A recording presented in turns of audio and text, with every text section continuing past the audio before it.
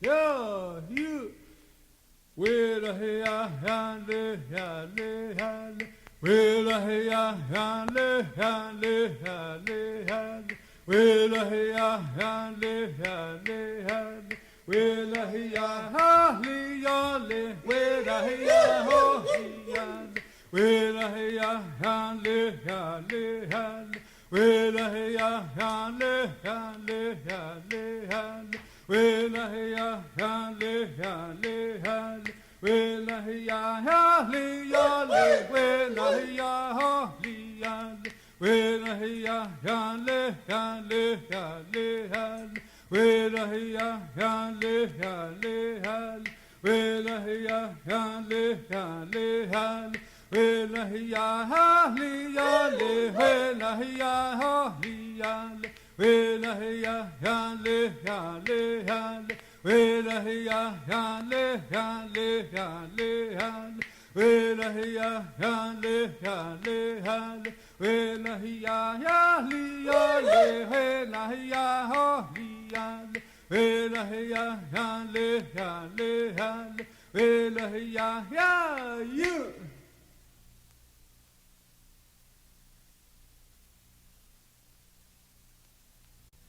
Yo hele, yo hele, yo hele, ayo alera. Yo hele, yo hele, yo hele, ayo alera. Yo hele, yo hele, yo hele, ayo alera. Yo hele, yo hele, yo hele,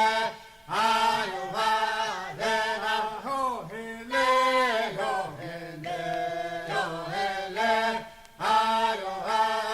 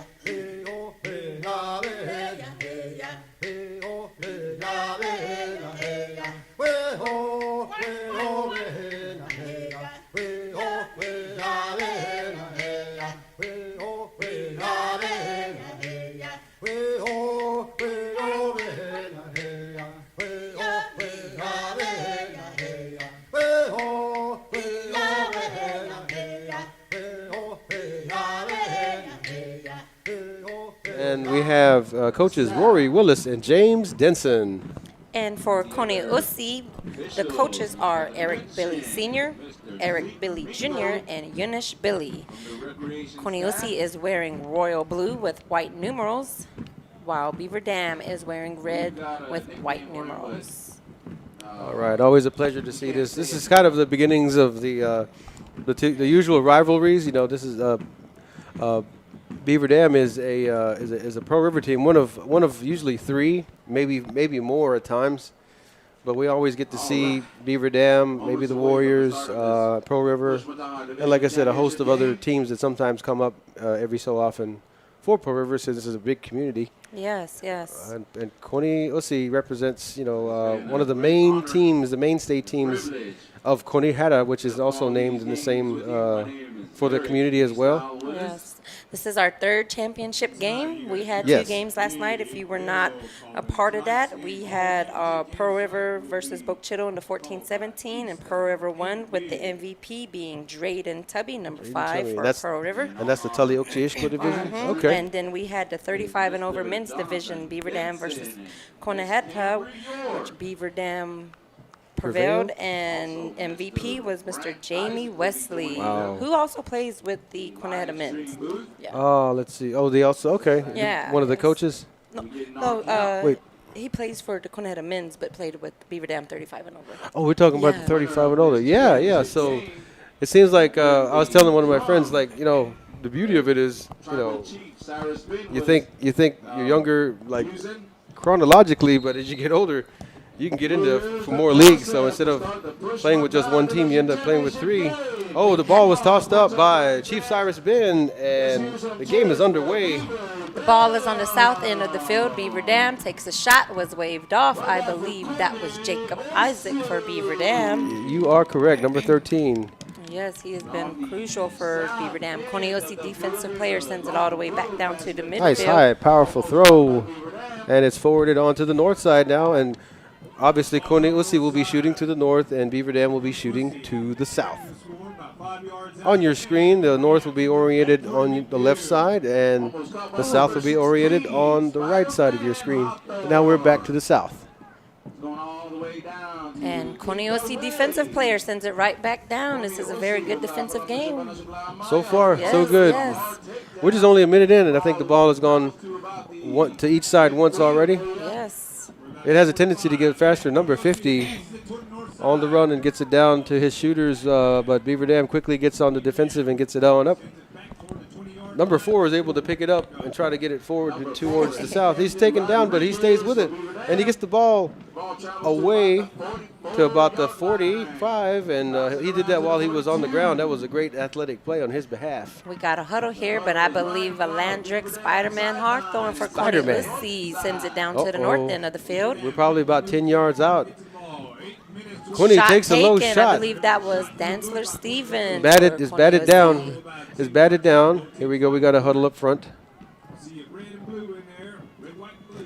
And you said Densler. Has he got the? He's got that real amazing looking apron on. Yes. Yes. It's really pretty. I believe Camden Rodriguez sent it about 10 yards for Beaver Dam, but Coniosi Center sends it right back She's down. able to withstand almost a takedown and stay on her feet. The ball's on the backside, and it went out. So it went up by your official, and we're right underneath, dead center of the uprights, and smack almost in the middle of the goalpost and the field goal. The kids are trying to keep away from that cushion goalpost. Strong shot taken from the backside. Now we're on the front.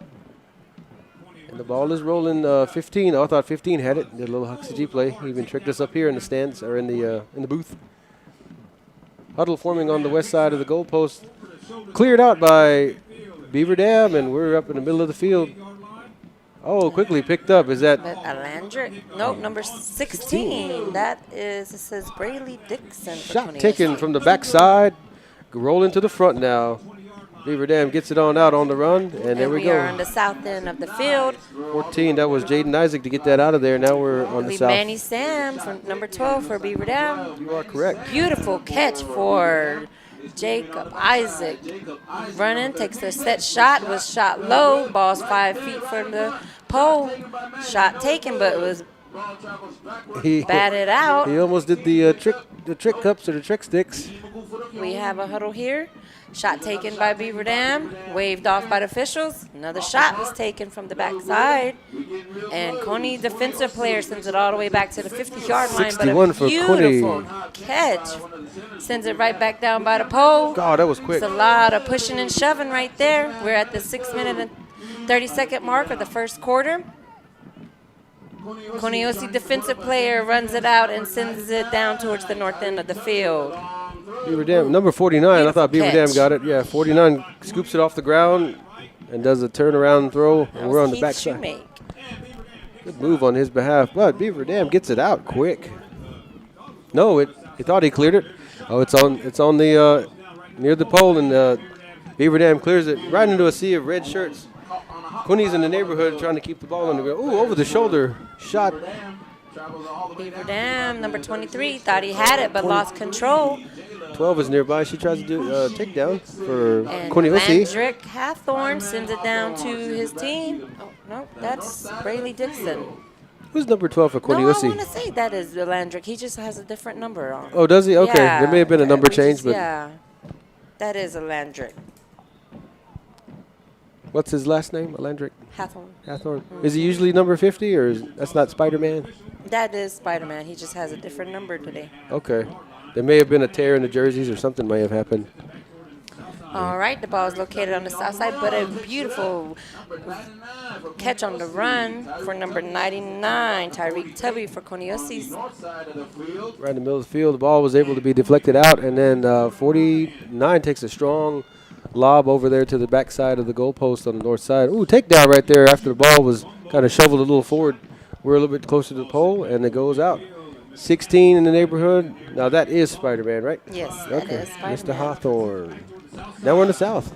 And number 2 for Coniosi sends it out back to the middle of the field, but there's the sea of red, but Who's number thought he had 12? it, Who's but number he 12 for dropped Coniosi with the yellow apron? ball is located at the south end of the field.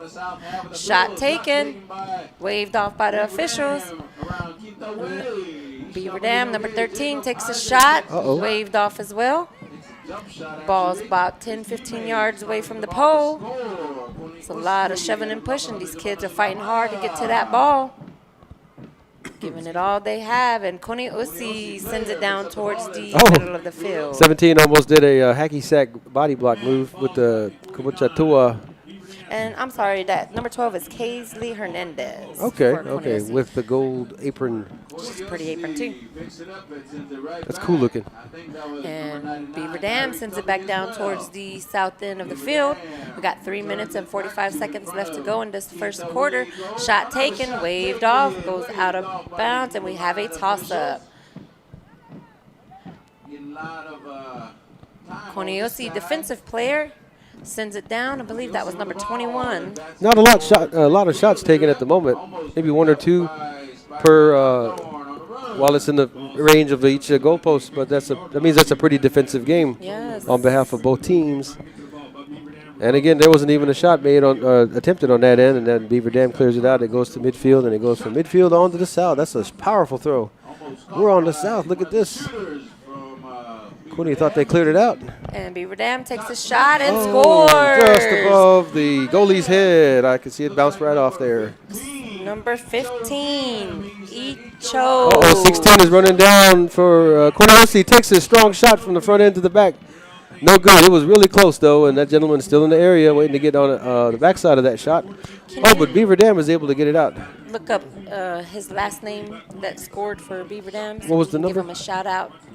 Yes, what was that number I know again? his first name is Icho. I just, Icho? yes. E-C-H-O? Could you tell you what? We've got some action over there on the north end, and the ball, did it Got get stuck in somebody's I believe sticks? it did. Ball is blown dead for safety purposes for the kids. I'm sorry, there you go. Yes. Oh, the Beaver Dam tried to roll it on down and get in his cups, but it just stayed out, and it was just kind of just ahead of his Kabucha cups. And that was Icho Jim What for no- Beaver Dam, Okay. number 15.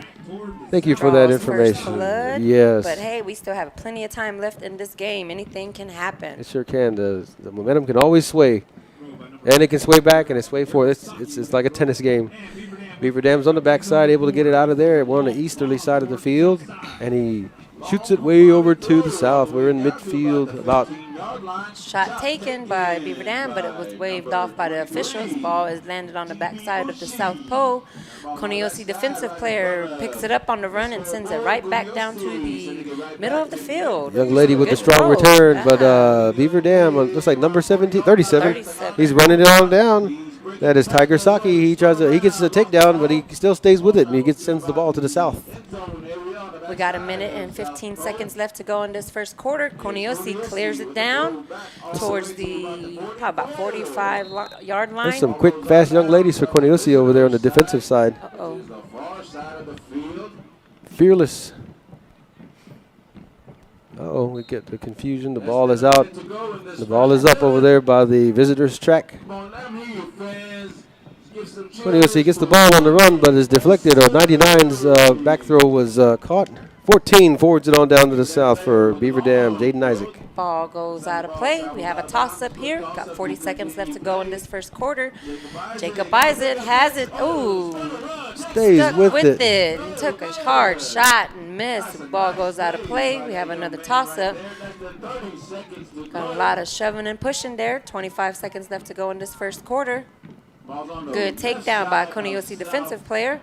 And they get it out towards the 30-yard line. Coniosi has it, but was brought down by Beaver Dam. 10 seconds. We have a toss-up here, about the 40-yard line. Here's a toss-up, I believe. Ooh, a lot 1, of shoving and pushing. 0. That's the end of the first quarter with Beaver Dam striking first blood. And you said that was number 15. 15. Yes. Icho Errol Jim. Okay, we'll have that information, and we'll try to give breakdowns quarterly and at the half.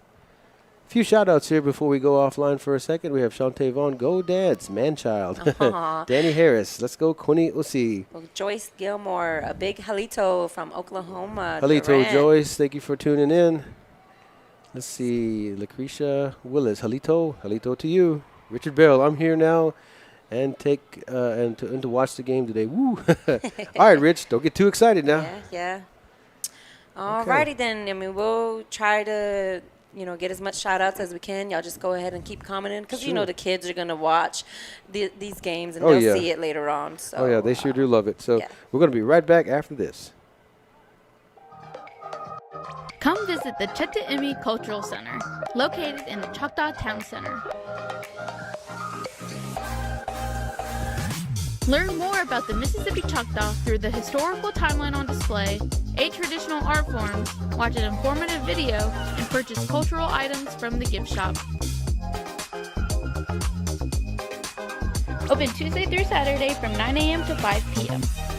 Tours available upon request.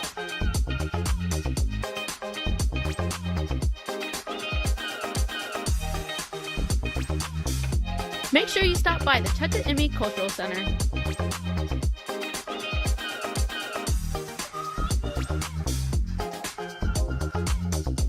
Stop by Fair Week and get free admission with your Choctaw Indian Fair ticket. The Cheta'imi Cultural Center will be open Wednesday through Saturday, 9 a.m. to 5 p.m.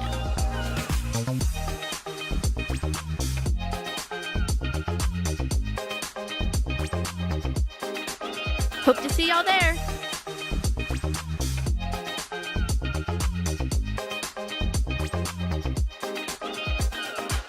Contest between, it's the final game between these two teams here. Coney Ussy versus Beaver Dam.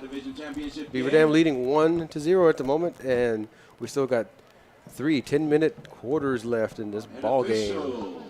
Yes, plenty of time left. Anything can happen. We have a toss-up to start the second quarter. Toss-up by your eagle-eyed official, Brian Barf Frazier, BFF. Cooney returns it to the north now, so we're still having Cooney shoot to the north, and then there'll be a change at the half of goalpost positions.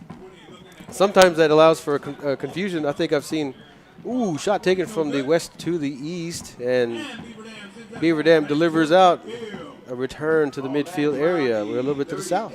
Got a huddle here. Let's see, and Coney Ussy sends it back down to the north end of the field. There we go. We're on near the visitor side of the track, and they're trying to disrupt that ball to keep the Beaver Dam defense from sending it down, and Cooney's trying to strike back after that first shot. The ball goes higher than it goes further. 60, I believe, for Coney Ussy. Gets a shot, a high one, and it barely misses the pole. The backside shooter picks it up, collects it, barely misses it, and Beaver Dam defense is taking a stance. They're trying to get it out of there. Beaver Dam almost gets it out, and they disrupt the throw. Strong shot taken, blocked by the goalie, I believe, and the shot was waved off, and it bounces on the east side of the goalpost. But Coney Ussy is still trying to get that ball onto that pole. They're able to keep it in the neighborhood. Beaver Dam gets it on out of there. They're able to round behind the field goal. Actually, it's still in that area. It went out the visitor side of the track. Another Beaver Dam defender gets it out of there. And number 99 for Coney Ussy, Tyreek Tubby with a beautiful catch, sends it down towards the north end of the field. They're giving the defense for Beaver Dam a pretty good workout. Pick down just after the shot. The young men both get right back up after that tumble. There's a swat from the backside, and the ball is rolling. We're still on the east side of the field. Ball comes all the way to the south Wow, side. he did it Mr. again. Tubby, number 99 for Coney Ussy. Looks like he got it off the one hopper, I believe. Balls towards the south side of the field. We have a toss-up here. Beaver Dam gets it out and sends it even further towards their shooters. A beautiful catch by Beaver Dam, number 13. Jacob Isaac takes a shot and misses. Coney Ussy tries to get it but overran it. Number 23 takes a shot but was dropped. Coney Ussy picked the ball up but was brought down. It's a lot of pushing and shoving by these young kids. Love to see it. Coney Ussy has it and sends it about 10 yards up. Goes out of play, so we have a toss-up. Out of bounds area. Here's a toss-up to continue to 60 almost gets that trick sticks going for him, but it pops out of his cups. He almost scooped it. Coney Ussy is able to get it on to the north just before a takedown. They both all get right back up. These kids are resilient. They just pop right back up off the ground. But Yes, and there goes Tyreek Tubby, 99. I would say this grass is kind of cushy, but you see that middle part right there? There's a big strip wearing down. Shot taken batted away by Beaver Dam defense. I believe that was a shot by Miley Thomas, and she's been good this series. Yeah, she Yes, had a for few shots in the Coney first game, I think. Or We have a huddle here towards the south end of the field. We got 6 minutes and 23 seconds left to go in this first half. Number 12, Manny Sam for Beaver Dam, takes a shot far right. Uh-oh. Beaver Dam took a shot off the mark. Have a huddle here on the backside of the pole. A lot of pushing and shoving. Beaver Dam takes it. Gets another shot. Waved off. Beautiful catch. Was waved off. Or, I don't know. I think we're going to have a conversation between the officials. Just under 6 minutes. Yes. Discussion right there in front of South Pole. Uh-oh, they're going to see whether or not there was a score. Sometimes the scores or the shots go by so quickly. And they It counted. Number 13 for Beaver Dam, That is Jacob Isaac. Jacob Isaac. Ball is up in midfield after the decision, so now Beaver Dam leads 2-0 at the moment. And we're about 5 minutes and 32 seconds into the second quarter. Ball's on the north end of the field.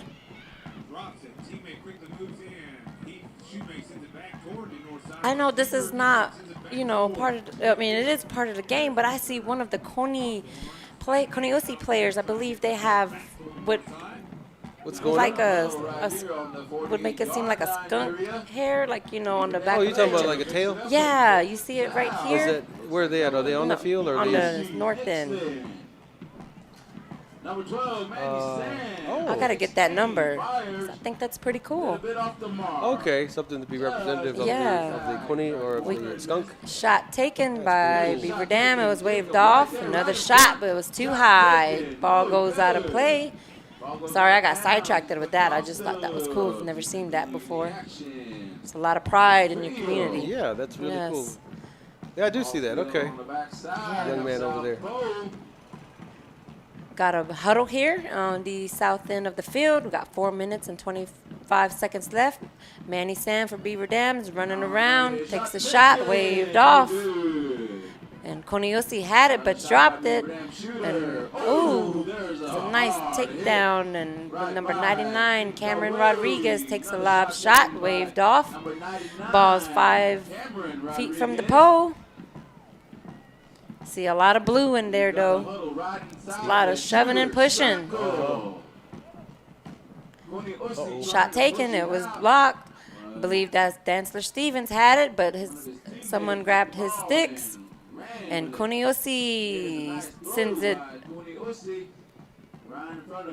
right in front of the pole, but her teammate picks it up and sends it even further down the field. We're right in dead center of the field, around that worn down spot in the grass. We're back Oh, on the beautiful south. catch by number 99, but I believe he dropped it. Number 99 for Coniosi is one good player. 99 is- That's yeah. Tyreek Tubby. Oh, for Quinny, yes. Yeah. I'm looking at the wrong sheet. Thank you, Cambry. Oh, no problem.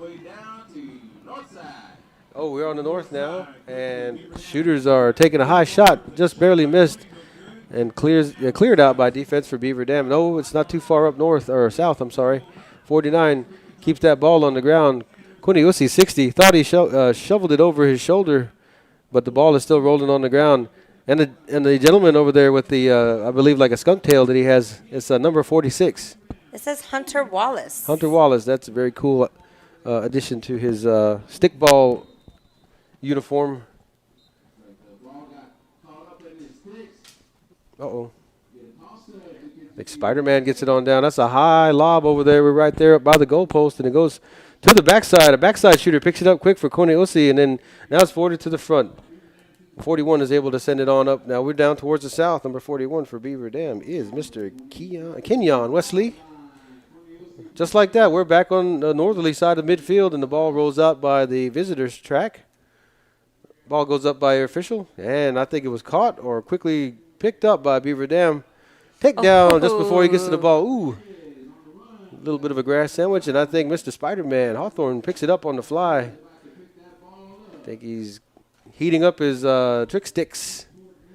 Oh, we're back on the north, and the lob drops for about within that danger zone, as I call it. It's like within the 5-yard mark. Batted away by Beaver Dam defense. Excellent move.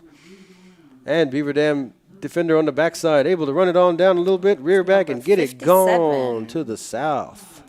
Nice hard throw. 57. Who was that? That is Dale Phillips. I'm sorry. Go ahead. Beaver Dam has it. Takes a lob pass to his shooters. Ball's right there by the pole. We got a minute and 23 seconds left to go in the second half. Shot taken, waved off by the officials. Just a big cluster of kids in that It's a spot. good takedown on the southeast of the field by Koneosi. Ball sent about 10, 15 yards. We got right at a minute left to go in this second quarter. Got a huddle here, a lot of pushing and shoving. These kids are fighting for it. You know, they've worked all summer long for this moment right here. Beaver Dam takes a shot, waved off. Ball goes, stays in play. Koneosi defensive player sends it back down towards the middle of the field. Number 17 picks it up, sends it back down to the south end, but Koneosi defensive player sends it right back towards the midfield. We got 27 seconds left to go. We're on the 10-yard line. Beaver Dam takes a shot, was too low. Another shot was taken by Beaver Dam, waved off. We got 5 seconds left to go in this second quarter. And Koneosi defensive player sends it right back towards the midfield. And that's the end of the first half right Yeah. there. Who were the two shooters again, real quick like? We had Icho Jim, number 15, that made the first score in the first quarter. And then Jacob Isaac, number 13, for Beaver Dam. Got the second point in the second quarter, making it 2-0 against Koniheta for Beaver Dam. Koneosi and Beaver Dam still putting on a good defensive show. And these kids have come a long way. It's just quick pickups and maybe even catches in the air, scooping it off the ground with one cup. Yes, like I said, they have worked all summer with this. These kids are looking great. They're already in an athletic caliber that make any parent proud. So we're going to take a quick break and we shall be right back. Come visit the Cheta'imi Cultural Center, located in the Choctaw Town Center. Learn more about the Mississippi Choctaw through the historical timeline on display, 8 traditional art forms, watch an informative video, and purchase cultural items from the gift shop. Open Tuesday through Saturday from 9 a.m. to 5 p.m. Tours available upon request.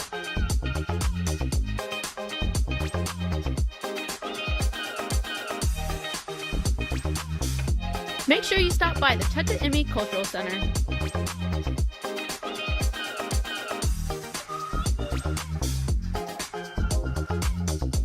Stop by Fair Week and get free admission with your Choctaw Indian Fair ticket.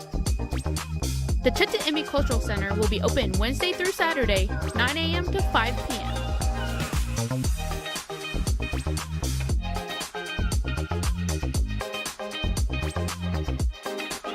Hope to see y'all there.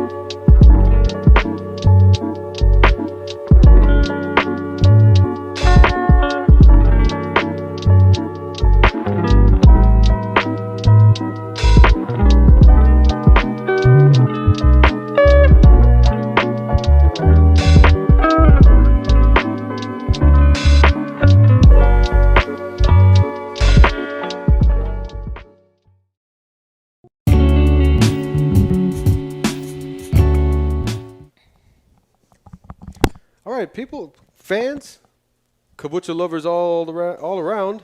We are back to the second half of this contest. World Series stickball, and this is the Push Pataha division on Saturday night. So we've got Beaver Dam leading Kuni Usi 2-0 at the moment. And we stress at the moment because at any given time in this sport, the momentum can shift, the energy can change, and there's no telling what can happen. So that's why all the coaches love to urge all the kids and all the players, you do not ever give up. You do not ever let up your effort. Ooh, we're on the north side, and so now Beaver Dam is going to be shooting to the north. And you see Kuni Usi taking a strong defensive stance, a takedown after the shot. So we go from east to west, and we are on the backside, and a defender tries to forward it pretty far. Looked like they reared back, but it's still in the neighborhood of the north side, but fellow Kuni Usi player gets it. Now we're on the south, maybe about the 45-yard line of the south. We have a huddle hit going on here. A lot of pushing and shoving made by these young ladies and gentlemen. And number 49 for Kuni Usi sends it down to the south end of the field. That was Heath Shoemate. We have a huddle here, probably about 10 yards away.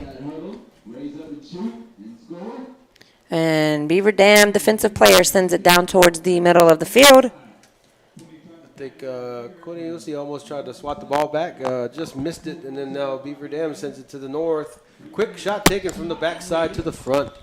No good, and they're nothing but royal blue in the neighborhood. They get rid of it just before almost a tackle. He's able to evade that. And Alandrick Spider-Man Hawthorne running down the visitor sideline, trying to get a shot off. Good block by one of his teammates. Yes, and he took a hard shot and sent it back towards the 40-yard line. Ball went out of play, and there's a toss-up. Oh. And believe number 49, Heath Shoemake, picks it up, still has it, able to get the ball down to his shooters. He evaded And a couple tackles. Beaver Dam defensive player sends it running down the home sideline, sends it about 70 yards down. That's a good strong throw. It goes high and it goes way over, but oh, just like that, we're able to send it back. I'm sorry, excuse me. We're in midfield.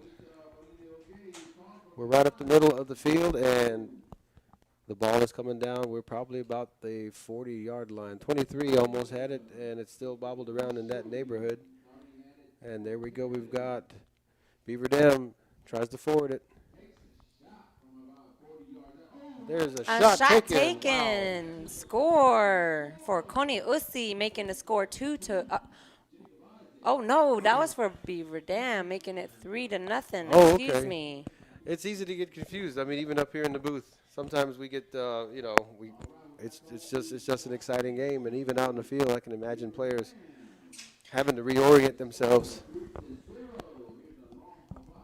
And I believe that was Jacob Isaac, number 13 for Beaver Dam, with his second score for tonight. Second score for the evening.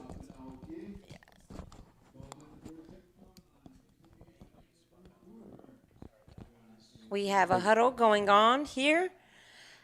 Beaver Dam sends it back towards the north end of the field. And Kuni Usi defensive player sends it back down towards the south side.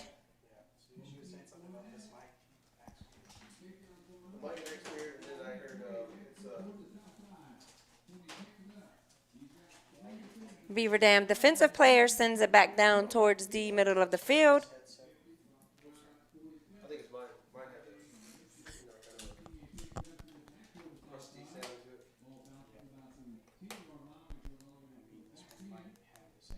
And Beaver Dam defensive player running it down the field. All right, we're back again. I'm sorry. There was a That was slight number technical 57, change we had to do.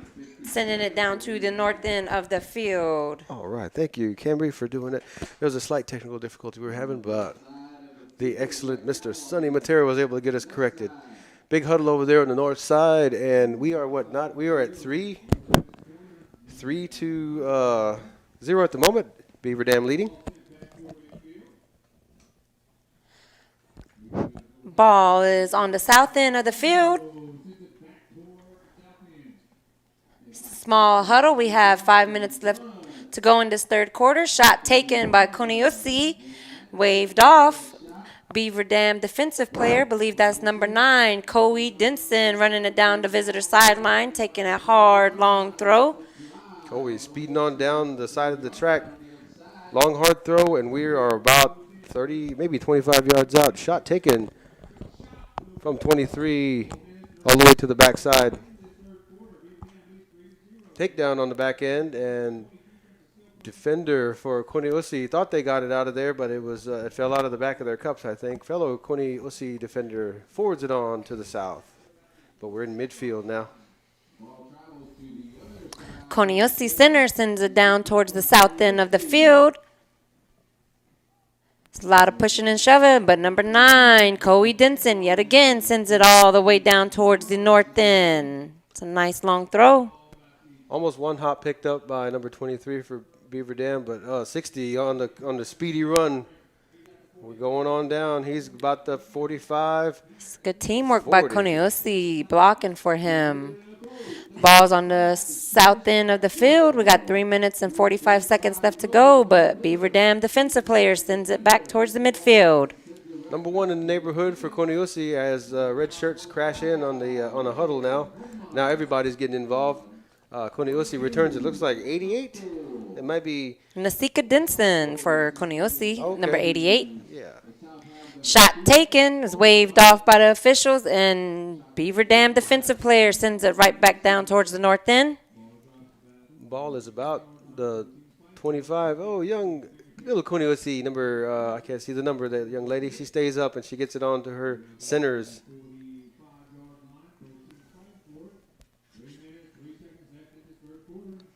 Ball goes down towards the south end of the field.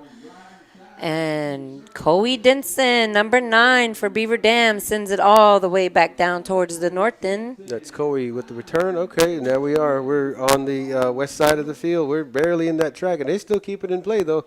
Those kids get to that ball real quick, and the official doesn't have to toss in the ball. Looks like number 12 is on the run from the west to the east. Shot taken, no good. We're all the way to the east side. Takes a tumble on the way out, but I think the ball is up by your official.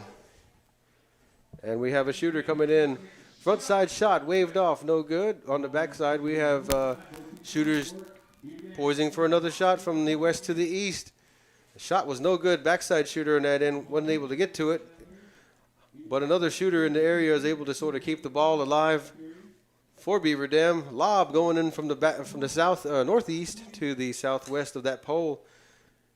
Cooney tried to clear it, but the ball keeps popping out of their cups. And a shot taken from the front side. Now it's on the back end. Cooney, let's see, quickly. No, Beaver Dam got the ball real quick-like and shot it to the front. Shot it real hard, but it ended up being a defensive maneuver accidentally. You know how they say, if you're a shooter, but then you keep missing it from the backside, you're ready for defense. And this is a beautiful play made by Alandric Spider-Man Hathorn, running it all the way from north to south with the blockers from his teammates. Took a hard shot, but was waved off. Wow, that gentleman back there reared back, hop, skipped, and then got it on down the field. We're still on the south side of the midfield, though. Koniusi player picks it up, takes a shot, it was waved off. I believe Coe Denson for Beaver Dam sends it back down towards the middle of the field. Now we've got that young lady up there earlier. She's trying to get to the ball.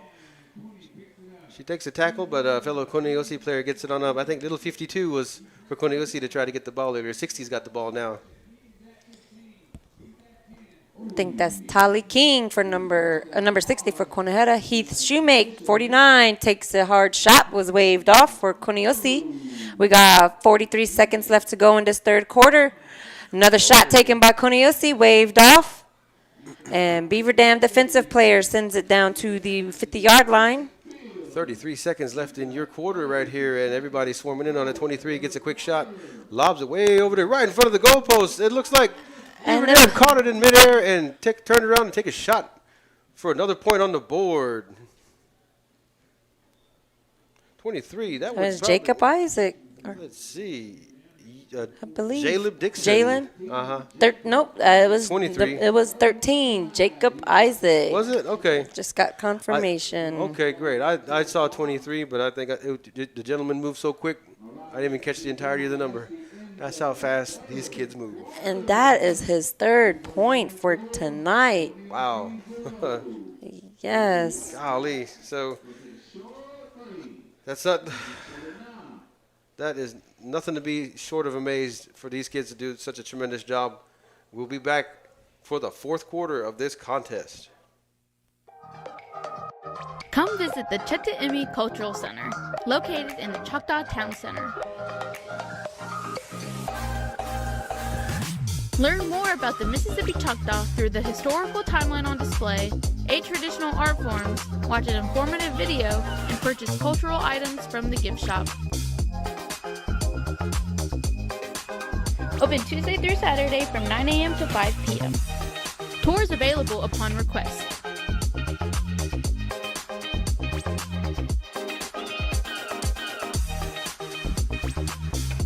Make sure you stop by the Cheta'imi Cultural Center.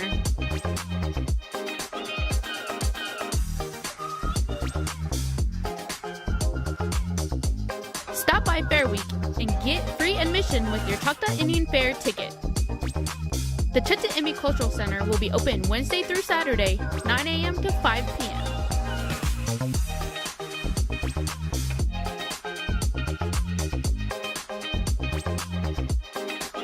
Hope to see y'all there.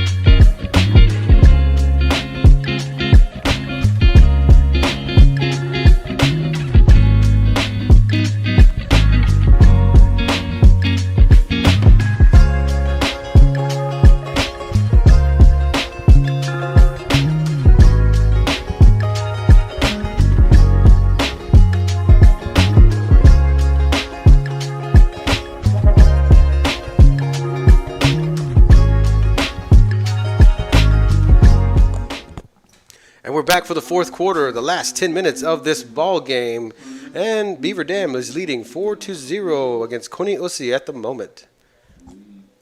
So we're still hoping to see Coney Usi and their shooter sticks get their crosshairs lined up and sighted up and ready to hit that pole and make that momentum in this ball game change in their favor. It's the last 10 minutes of the quarter. The game, and these kids are going to give it their all. Great defensive moves and all kinds of efforts in the middle of the field for both sides. It's just that, for now, Beaver Dam shooters have just had the better of the luck getting that ball on that pole and getting a score. So we have I believe this will be 25-25 for the Push Mataha League. Yes, 25-25 versus 30-30 in the other divisions like men's and women's, legends, and 35 and older leagues. So ball is up by your official, Mr. Brian Frazier.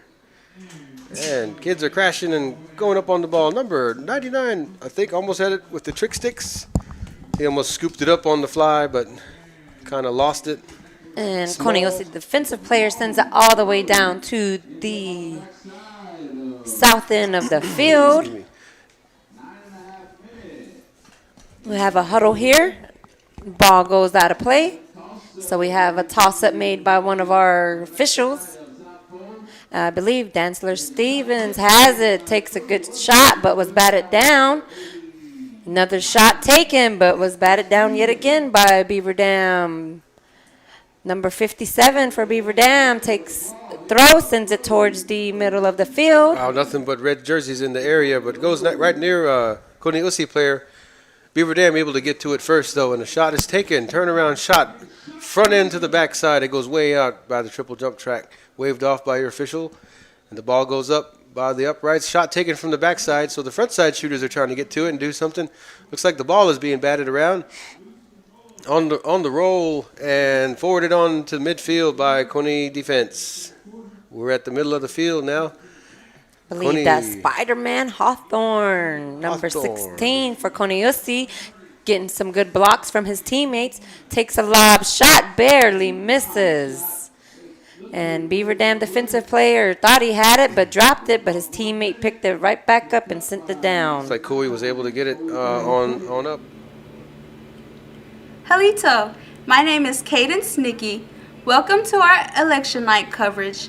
Polls close at 8 p.m., so you still have time to go out and vote.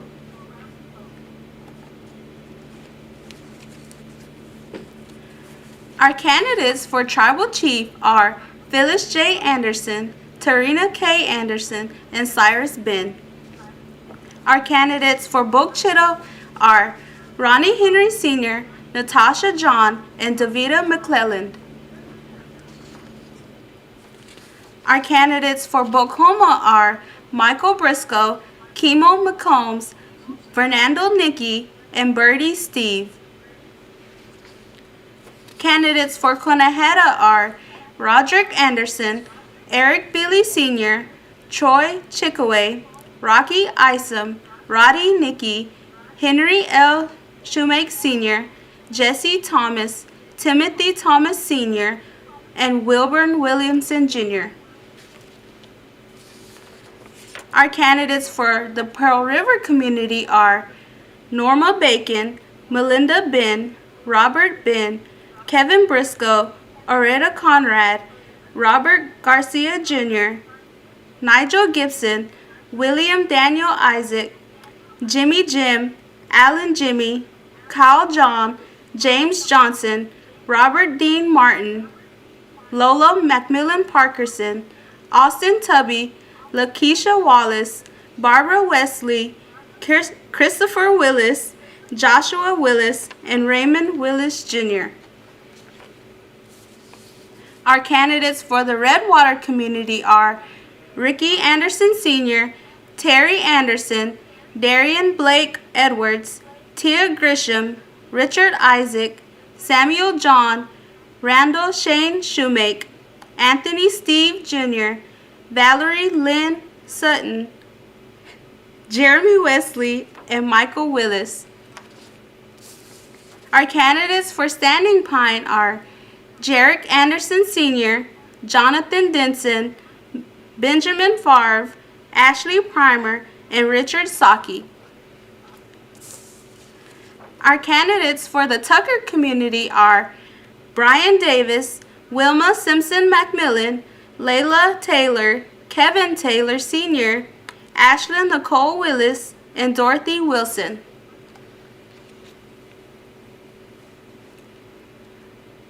While we are waiting on the results, please enjoy watching Saturday night's championship games from the 2022 World Series Stickball.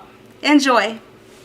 Towards the north side of midfield, but it's forwarded on to the front side. Number 13 again for Beaver Dam. He's evading the tackle. He evades another one and a third one. The ball is deflected. He almost caught it in midair. He stays with it though, but Coneusi defense is unrelenting and they're trying to keep that ball out of his cups because he's been a dangerous factor for Beaver Dam this game offensively, and Coneusi is able to get it on out of there. We're down towards the south end.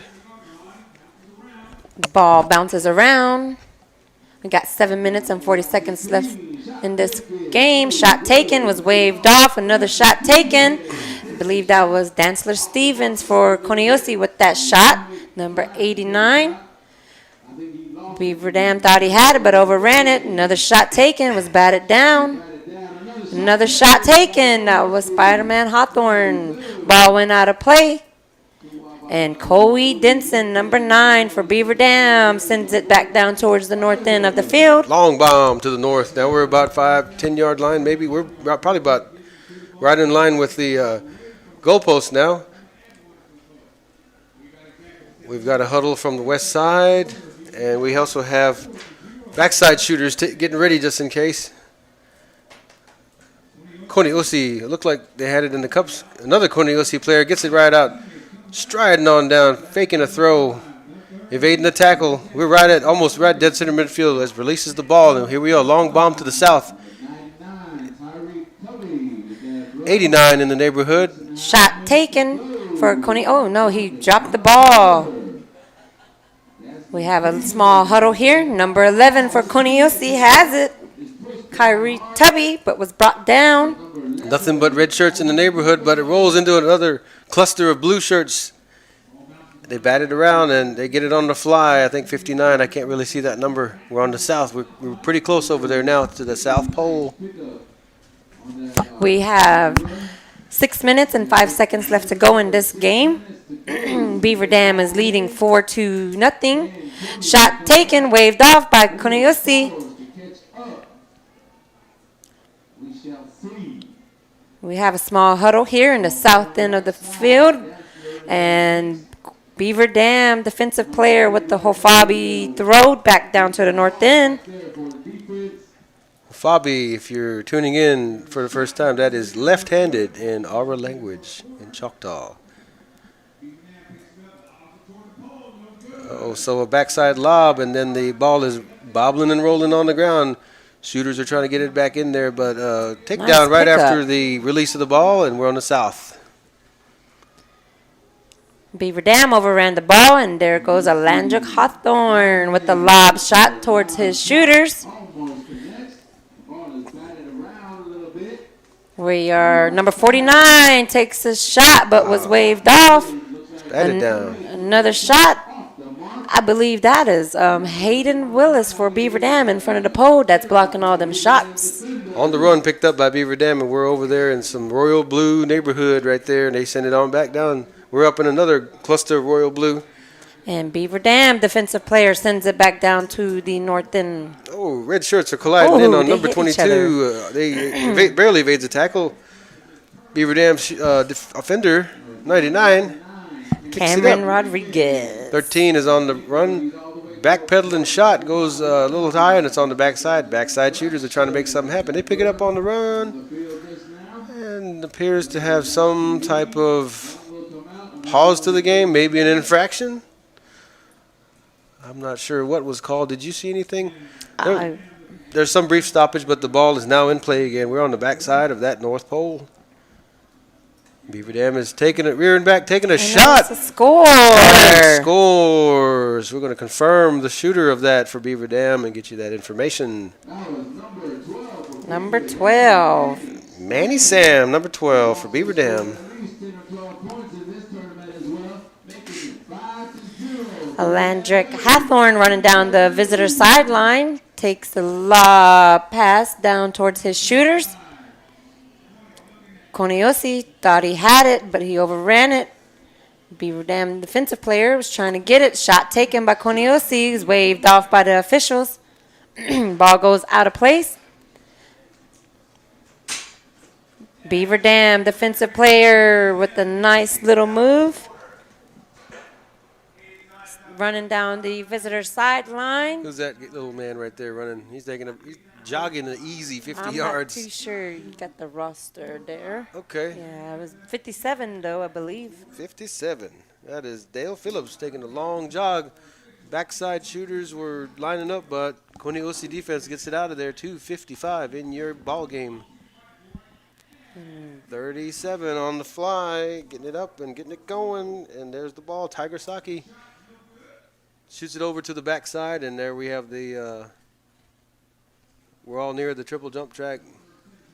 Koniosi able to get it on out of that huddle and takes a long jog themselves, sends it on to the south side of that midfield area. And Koniosi sends it down towards the south end. Ball's on the backside of the pole. And Coey Denson, number 9 for Beaver Dam, sends it back down to the north end. 2:15 in your ball game. Where we at? We got a huddle over there about the 40-yard line on the north side. You almost get it out of there, but We are at the 2-minute mark. Oh, I thought they shoveled it out of that huddle. 52, staying with it, young lady. Stay That's strong. Cassidy Phillips. She almost got a hold of the ball. She's a tough little girl. Uh-huh. I believe Cameron Rodriguez is trying to pick it up. Number 14 forwards it over there. 14, that was Jaden Isaac. Huddle on the north side. Probably about 10 yards out from that pole. Looks like an infraction. 124 left in your ball game. Caught out of the air. The ball was knocked out of the cups. Coney, let's see, had the ball, but in their back throw, the ball was disrupted. It's that little 52 for Coney Osi. She gets it on down for her team. 95, almost gets it. And Cameron Rodriguez for Beaver Dam has it. Was brought down, still has the ball, was able to send it down to the north end. That was a good play for 17 to duck just in time as number 4 threw the ball to the north. And there we go with that. The ball is out on the home field side. Ball goes up by your official. We got 35 seconds left to go in this game. Got a huddle here going on. Coniosi player sends it down about 10 yards out. Ooh, and number 9 thought he had it, but he dropped it. He picked it back up. Here goes Coy. And he's getting a running start, sends it down to the north end of the field. 15 seconds left in your ball game. Big huddle over there on the easterly side of the North Pole. And the clock is counting down. Coniosi running with the ball. Stays with it.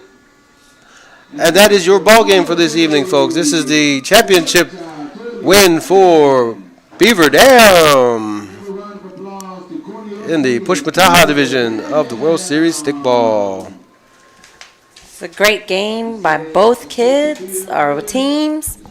Right. I mean, we have a lot of talent that's going to be coming up in for our future generations. Yeah, these kids are only 10 to 13 years of age, folks, so they've got 5 more years before they even reach the adult leagues. 5 more years to hone their skills, and 5 more years to make it that much more amazing for us in the future. So we are looking forward to seeing these kids as they progress in this wonderful sport we call Kabucha Tuli.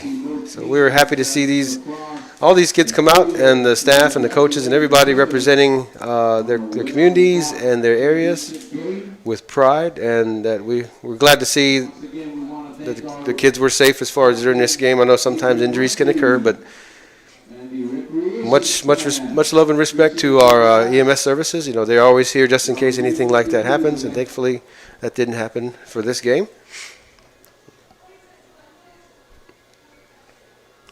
And so we're moving on to our next games, which would be the Women's Series Championship game between Konehata Ohoyo and Pearl River Ohoyo. And so after that will be the Men's Championship game, World Series Stickball, Bochito versus Pearl River. So I'll be signing off for this half, this particular next game. And Cambry, you'll have duties with Mr. Isaac?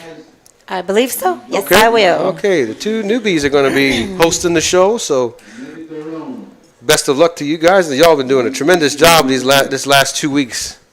And so we are putting it in good hands. I'm going to sign off for now, but any shout-outs you got right here? I think I'm just ready to see who's going to get this MVP for this. Oh, yeah. I'm going to hang on here for a minute, and we can see that happen right trophy presentations for both teams. Yes. And so, Beaver Dam, let's see. So we have congratulations to both, Coney Otsi and Beaver Dam for making it to this championship game. This division is the 10 to 13-year-old, and the skill we saw throughout this tournament has been amazing. We asked for Adrian Wesley, the Youth Stickball Division Commissioner, the 2022-2023 Choctaw Indian Princess Cadence, Rain, Nikki, and Tribal Chief Cyrus Ben to come to the middle of the field to present the trophies. The 2022 Pushmataha Division runner-up will be presented here shortly. Yes. And so, Mr. Bell, thank you for the shout out. Cam and Mr. Bean, thank you for both. Thank you both for calling the games. Thank you. Appreciate that. Shanti Vaughn, great Coney Usi. We had a pretty good fact that you had earlier. Oh, I think yes. somebody was able to give us some information about the. I think we noticed a gentleman out there wearing. Somebody clarified that maybe horses, like a horse hair. It was a horsetail. Horsetail. Yes, Horsetail. Okay. yes. And we was informed that that was used in the 1400 before we had aprons, and it was determined who was fast because it would sway like a horse when they would run fast. And I would like to give a shout out to Cian Thomas for that information. Thank you so much.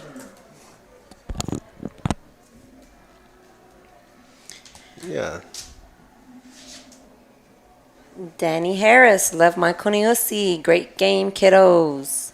Ghost Thompson. Yes, a lot of talent on both teams. Certainly, you're certainly right, sir. There is both a lot of talent, and that's like I said, that's just that much more talent that's coming up Yes, in yes. these next few years.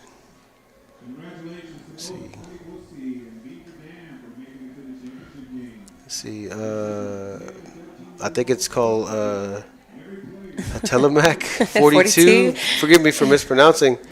They've both put on an awesome job on the field. You are correct. Yes, yes. Now Tracy you- Waiter, I can't hear anything. I hope we corrected it. I know, right? I hope we corrected it. Let us know if we haven't. We've got 2 more ball games, so your feedback is always good for us to make sure. Let's see. Abby Hickman. Call out. Say, Randy Capuni watching from Fort Smith, Arizona. And Danny Harris. Did you read that one? I'm sorry. Yes, I did. Okay, okay. Thank you for watching, Danny.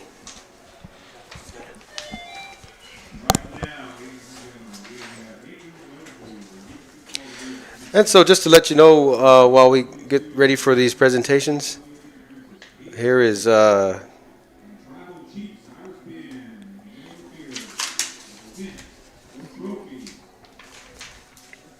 the 2022 Push Mataha runner-up is Koni Osi, presented by Chief Cyrus Ben, and the coach. Which coach is that one? I believe Is that it's Mr. Eric Billy Jr. that's up there, but I feel like Eric Billy Sr. is giving a great pep talk to his team right now. Yeah, so we've got Coach Eric Billy Sr. and Eric Billy Jr., and I believe Cyrus is about to present the Push Mataha runner-up. To senior, yes. That's a very nice placard right there. And is that Yes. to all 3 coaches? Is that Yunish? Yes, Yonish is down there as well. Okay. So from your left to right, you have Mr. Adrian Wesley. He's over the recreation department. Eric Billy Jr., Cadence, Nikki, Eric Billy Sr., Cyrus Ben, and Yunish Billy, as they present that lovely placard for runner-up for Koni Osi. Congratulations, Kone Osi. You played Saturday night. You know, Yeah. that's a big accomplishment right there. You only have 2 teams in the championship. Yeah. I hope they would continue this next year, or maybe from here on out. I'm not sure. But we thank you guys for coming out and representing Kone Hata in the Push Mataha division. And now on to, ladies and gentlemen, it's your 2022 Push Mataha division champions, Beaver Dam.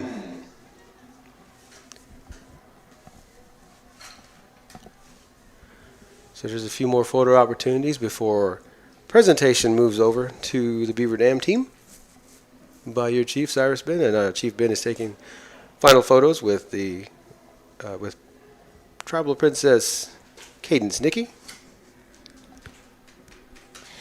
You know, the Push Mataha division had 8 teams this year. Bokchiro, Fanilakna Usi, Nanawaya, Oklahoma, Pearl River, Tiakakia Usi, and of course the 2 teams that played in this championship, Beaver Dam and Kone Usi.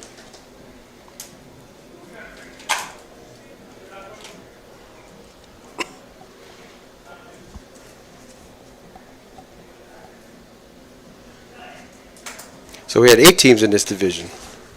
Yes, we did. All right.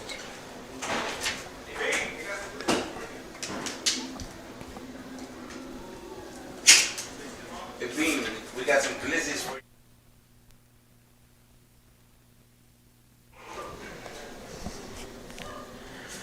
And as we migrate over to the Beaver Dam crew as they're waiting for a presentation. And beginning last year, in the World Series of Stickball, Chief Cyrus Ben had announced the trophies will be a lovely tribal drum that will serve as a trophy to take home for each team. This is the second year of its inception, and these drums are excellent. I've seen them up close. I forgot who the craftsperson was. Forgive me for not knowing the name. I think maybe Brian Farmer was the craftsman. But yeah, regardless, it's excellent craftsmanship of these drums, and I do believe that there is a placard presented to the MVP as well. Is that what they have down there? Yes, they do. Yes, they do.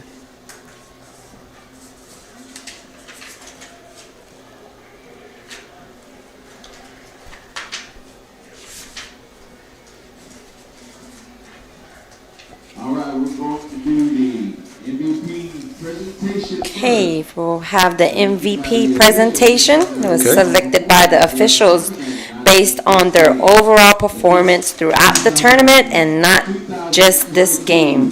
The 2022 Pushma Taha Division MVP is number 13, Jacob Isaac. All right. And I mean, that is well deserved for, as I believe he scored every game. He had 3 tonight. Wow, Mr. Isaac, yeah, he's got dangerous shooter sticks, but it's for any other team, but an excellent opportunity for his team as they come to this moment.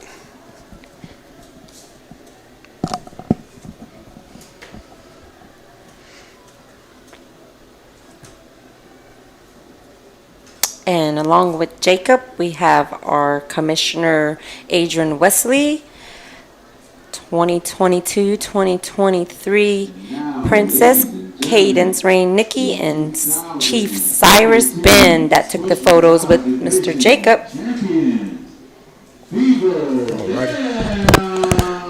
Yes, ladies and gentlemen, your 2022 Pushma Taha Division champions is Beaver Dam. Chief Cyrus Ben presenting the trophy drum to the team coach. And that looks like it's Rory Willis as he lifts the drum overhead and the team celebrate. I think Coach James Denson is in the background with his other, with his fellow players, the kids. I believe Carl is up there as well. Carl Isaac, a.k.a. Mr. Bearhead Isaac. Much congratulations to that young team right there. Appreciate you, fellas. And, you know, I'm not going to lie. We've had another individual, Mr. Dakota Snoop Clemens, that worked very hard all summer with these children.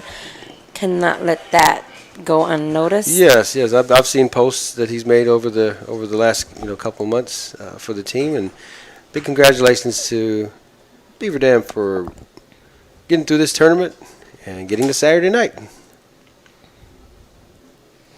Ladies and gentlemen, don't go anywhere. We will be back with the Women's Division Championship game between Koni Hata Ohoyo and Pearl River. Alrighty, again, I'll be signing off for this next game, but I'll be back for the championship game, Men's Division.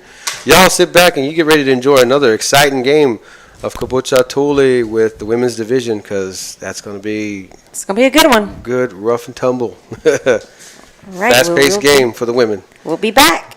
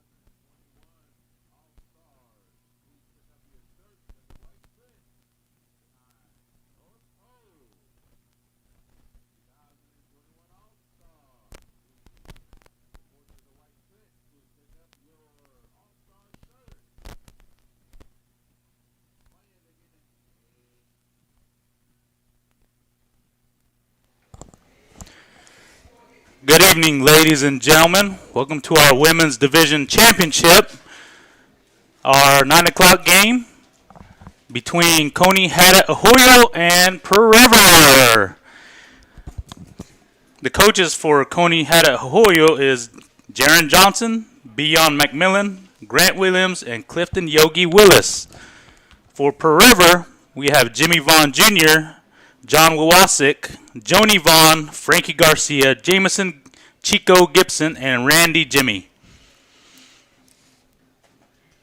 Let's see. Coney Hattie Ahoyo made the championship game on by beating Natives last Saturday night, 4-2. Then they went to the semifinals on Tuesday night and defeated Tuskahoma 2-0, and made it to the championship game. Pearl River made their way by playing last Thursday against Naniwoya Ahoyo, defeating them 8-0. Made it to the quarterfinals against Tele Ahoyo and defeated them 5-0.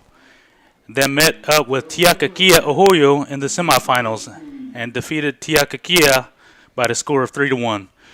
Therefore, we have our championship matchup tonight between Coney Hattie Ahoyo. They are in the royal blue with white lettering. And we got Pearl River, which is deemed our visitor on the visitor side, wearing the navy blue with white lettering.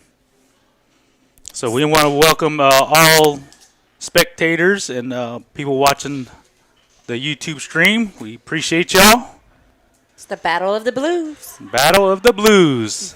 It's going to be a great game. These teams battled so hard throughout the tournament, and unfortunately we can't have every team win. Somebody's got to win, somebody's got to lose, and the winner moves on in the single elimination tournament.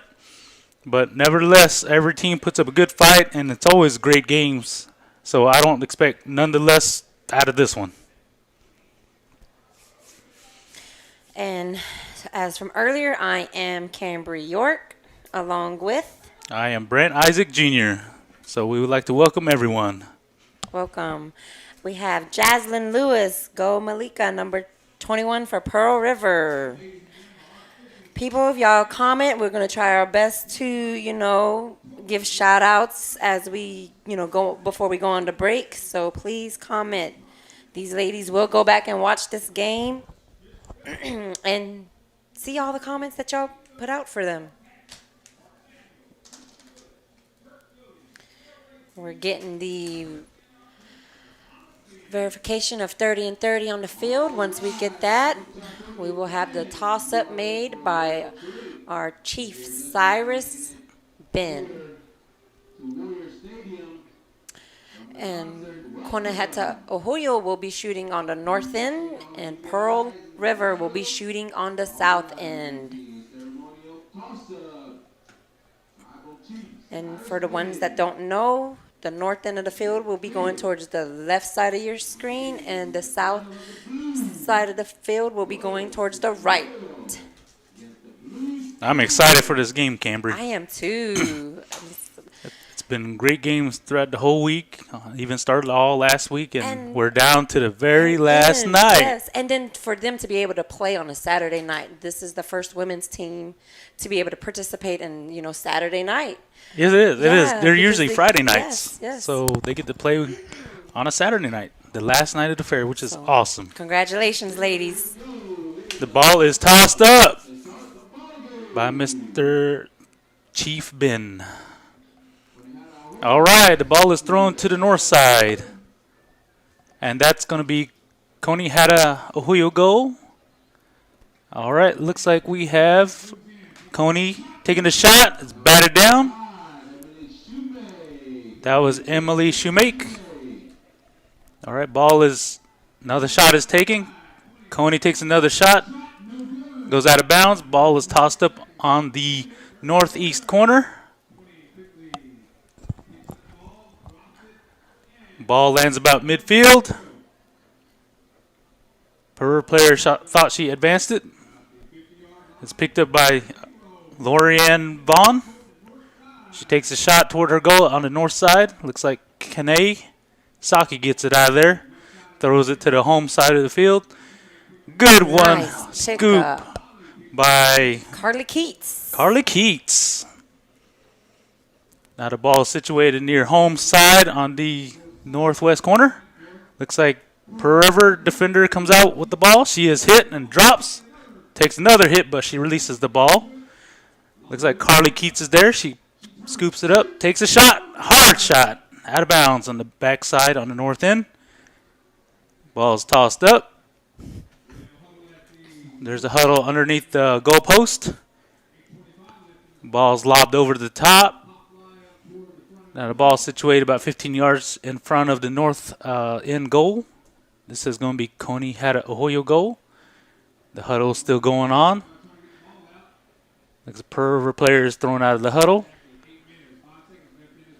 Ball pops out of the huddle. With it being a night game, ladies and gentlemen, there's a little bit of dew on the ground, so if you see people slipping and sliding, that is what's going on. Our shot's taken. Missed by 2 feet to the left. Pearl River defender gets the ball out, launches it toward midfield. She has teammates waiting, but Coney is there and retrieves it quickly. Pearl River thought she had it, but overran the ball. Ooh, nice Great catch. by Candace Laszlo. She takes a shot over the top, out of bounds. Ball's tossed up on the backside on north end goal for Coney. Pearl River stacking up. There's still a huddle going on. Pearl River defender gets the ball out, advances it toward the 40-yard line on the north end.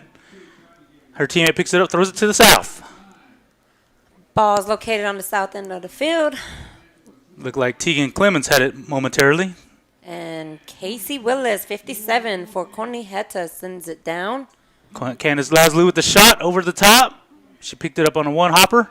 Ball is on the northeast corner. Another shot taken from east to west. Another great hit by Pearl River defender. Ball is about 2 to 3 yards away from the goalie, from Coney goal. There's a big huddle going on. Pearl River trying their best to keep Coney from scoring. Coney player number 30 picks up the ball, but Kanesaki is there for Pearl River. Pearl River throws the ball straight up about 10 yards in the air. It is batted away. Coney takes a shot. It is batted down near the goal. Another huddle forms about 5 yards from the goal. Another shot is taken. Hard shot from west to east from about 5 yards away.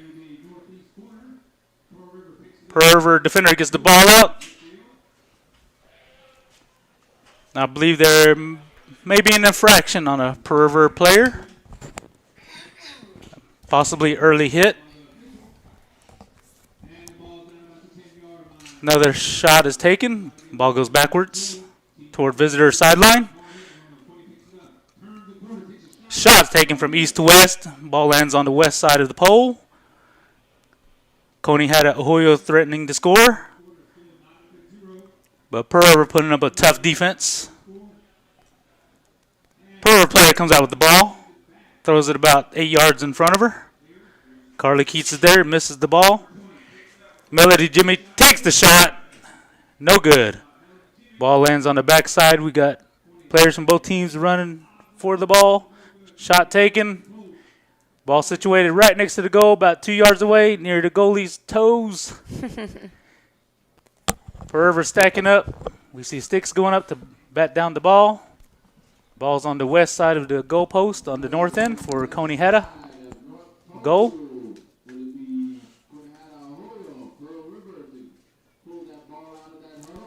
Candace Laszlo takes a shot as the ball pops out of the huddle. She was all by herself, takes a shot 5 yards away and misses. Ball's tossed up on the east side. Another shot is taken from the back side. Ball's scooped up by a Coney shooter. Shot taken, it's batted down. Ball's near the goal post. Pearl River defense throws the ball toward midfield, close to the visitor side. Ball goes out of bounds near the visitor side, near midfield. Ball's tossed up. Ball situated about the 40-yard line. Ball pops out, goes to the south side. Pearl River tries to pick it up. Tegan Clemens does, but she drops it as she got hit. And Conejeta Hoyo thought she had it, but was taken down before she could get it out. Got a lot of shoving and pushing going on. We have 3 minutes and 40 seconds left, and Conejeta Hoyo sends it back down to the south end, or north end. All right, Candace Laszlo's there to pick it up. The ball's batted down. Ball's located on the north side on Conejeta goal. Ball's on the northeast side, about 5 to 8 yards away, with Coney threatening. Pearl River defense is stacking up. They're sprinting towards the ball on the backside. Pearl River defender has the ball, but she's wrapped up by a shooter. Drops the ball. There's a huddle forming again. The ball's about 5 yards behind the goalpost. The shot is taken. It is batted down. Another shot is taken. It's batted down. Ball's located in the front of the Coney goal. Another shot's taken. The goalie blocks it. Pearl River had the ball momentarily. She is hit. That is Melody Jimmy. Takes a hard shot over the top from west to east. Ball sent back down to the south side of the field. Number 5 for Pearl River, Jada Bug Ben advances it down even further to the south end. Ball goes out of play. We have a toss up here. Got 2 minutes and 18 seconds left to go in this first quarter. Pearl River lobs it down to their shooters, but was batted down by Conejeta Hoyo defensive player. And number 5, Jada Bug Ben takes the shot. It was low. Oh, nice takedown, but Conejeta Hoyo sends it back down to the 50-yard line. Ball's about midway, midfield. Looks like Carly Keats. Their officials call an infraction. Ball's tossed up about midfield. Looks like Carly Keats picks it up and takes a hard shot out of bounds on the backside on the north end for Conejeta goal. Pearl River defender gets the ball out, launches it to about the 45-yard line. Still on the north side. Ball's advanced to the south end. Pearl River has it, takes a shot on her knees, is waved off. We had a ball go straight up into the air. We got 1 minute and 5 seconds left to go in this first quarter. The score is still 0-0.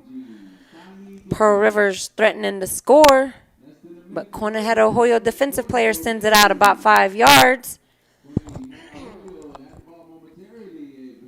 Pearl River, number 5, Jada Bug takes a shot, waved off. Ball's located at the southeast corner of the field, and Conejeta Hoyo defensive player sends it probably about the 20-yard line. Pearl River sends it back down to their shooters. Tegan Clemens thought she had it, but was brought down. And Conejeta Hoyo defensive player clears it out. We got 19 seconds left to go. Pearl River sends it back down. That was Mariah Lewis for Pearl River. That scooped it up. And Jada Bug Ben on the run. Takes the shot. 5 seconds. Down. 5 seconds left in the first quarter. 1. And there's the first quarter. End of the first quarter, and our score is not at 0 apiece. All right, we have Grant Ben. Let's go. My daughter, a lyric, Jada Bug Ben, number 5 PR. We have Glenda Deer. Let's go. Leslie Fuller, number 12.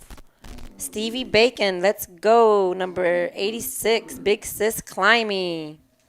And Mateo Grant, just to answer your question, scooping the ball up with one stick is harder to do. But these ladies make it look so easy. Yes, if they scoop it up with one stick, yes, it's harder to do because you got to have coordination and everything. So you don't see many people do it, but it's possible. We got Kendall Scott, Go Liana, Billy Dukes, Billy, Conejeta. We have Winter Martinez. Let's go Per River. Glenda Deer. Let's go Leslie Fuller. Per River.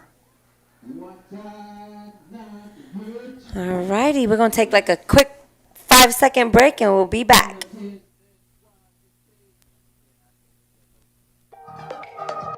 Come visit the Cheta'imi Cultural Center, located in the Choctaw Town Center.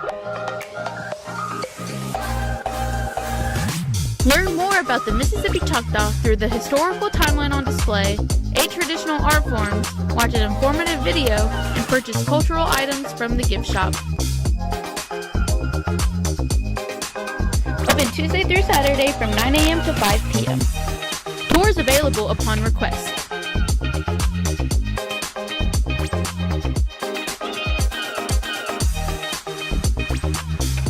Make sure you stop by the Cheta'imi Cultural Center.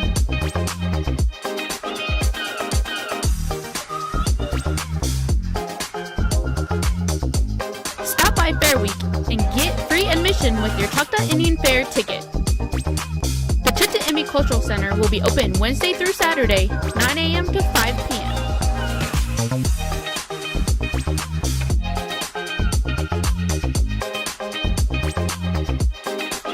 Hope to see y'all there.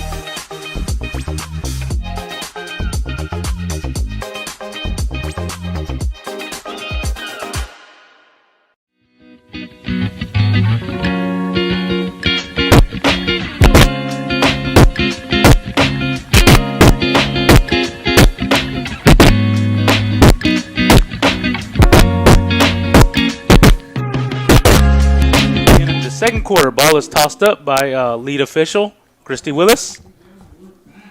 The score remains 0-0. We had so many shots taken on the north end. All right, ball situated about 3 yards behind the goalpost for Coney had a goal. Per River playing a tough defense. Oh, That was a great hit by Per River defender. Ball is near the goalpost on the north end for Coney Go. Ball is lobbed from the backside. It is batted down. Another shot is taken, but it is short. Per River defender tries to get the ball out, but is hit simultaneously. There's nothing but Per River defenders on the west side where the ball is located. Per River gets the ball out, sends it to about the 40-yard line. But there is officials. A whistle is blown. I believe there was an infraction of pulling hair by a Conehatta shooter. So ball's tossed up about 40-yard line. and Conehatta thought she had it but dropped it. We have a huddle here at the 50-yard line. Pearl River sends it about 10 yards further. It's a lot of shoving and pushing between those two. That's just right there.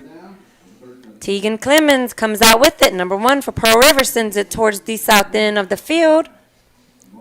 Brianna Vaughn had it but was brought down. But Conehatta Hoyo defense sends it back towards the 50-yard line. Ball's tossed up at midfield as the ball went out of bounds on the visitor side. Per River comes out with the ball and throws it. Ooh, beautiful catch on the hop. Sends it back down to her Goal on the south end. Now, ladies and gentlemen, we have a lot of pushing and shoving. Number 1, Tegan Clemens takes the shot. Waved off. Ball's right there by the pole. We got 7 minutes and 45 seconds left to go. Shot taken. Pearl River taking a running start. Takes a lob shot. Waved off by the officials.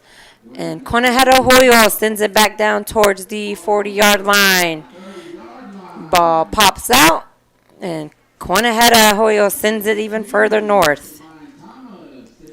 Looks like scooped up by Emily Shoemake. The ball is picked up. She takes a shot. And it lands on the backside of the north end of the goal for Conehatta. Ball situated on the north end underneath the goal post. Goes out of bounds. Ball's tossed up by the official.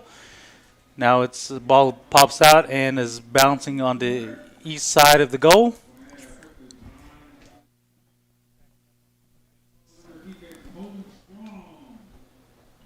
All right, Pearl River pulls out the ball and advances about 30-yard line on the north end, where a host of centers meet the ball.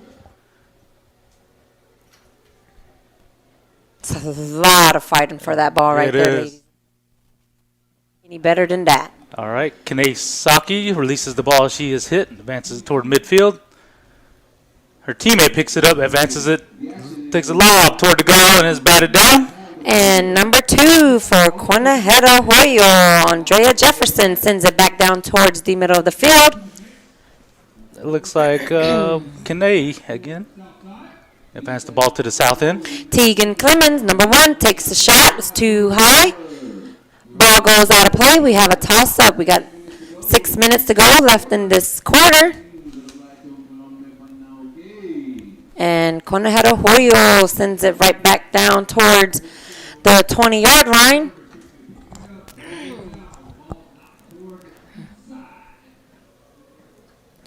And Pearl River sends it back towards the south end of the field, but Quinaheta Hoyo defense sends it right back towards the north end. All right, ball is batted down. It looks like number 4. I think Looks like, that's 64, if I'm not mistaken. look like Robin Ruth.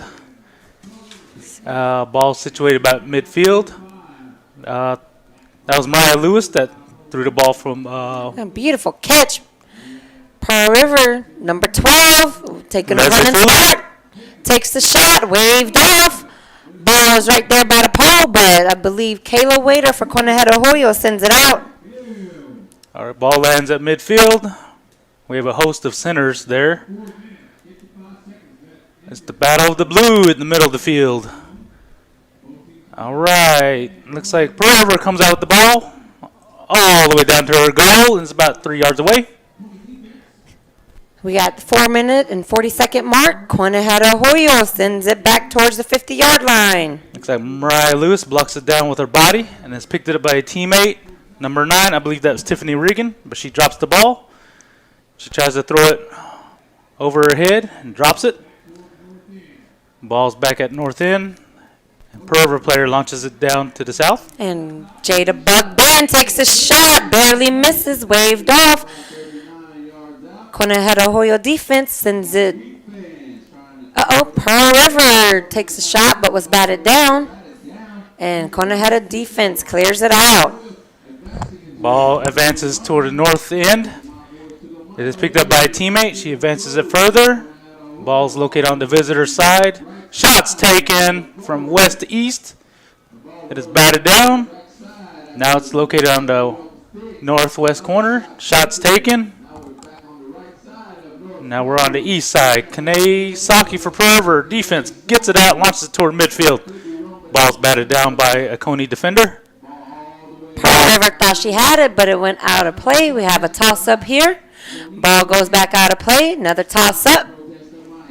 Looks like Willa Thomas for Coney's in the mix. Number 5. Jada Bug for Pearl River took a shot, was too low, and Quinaheta defensive player sends it down, but there is a sea of navy blue. Tiffany Regan, number 9, takes a lob shot, was blocked by Quinaheta Hoyo. Got 3 minutes left to go in this first half. All right, ball's on the north side, about the 30-yard line. All right, looks like Carly Keats picks it up, takes a shot from the west side. Ball lands on the back side of the goal. Another shot is taken from east to west. That was so close. All right, Pearl River picks up the ball, advances about 5 yards down the field. Beautiful Carly pickup. picked it up with one stick, takes a shot, hard shot. Ball's situated on the west side of the goal on the north end for Quinaheta. Another shot is taken from west to east, no good. Ball situated on the northeast corner with Coney threatening. Pearl River defender lobs it out of the huddle.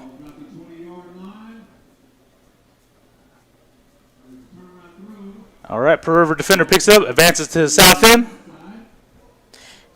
A lot of slipping and sliding. We're less than 2 minutes to go in this first half. Got a big old huddle about the 40-yard line. It's a lot of pushing and shoving in this huddle. Ball pops out. Conejero Hoyo thought she had it, but overran the ball.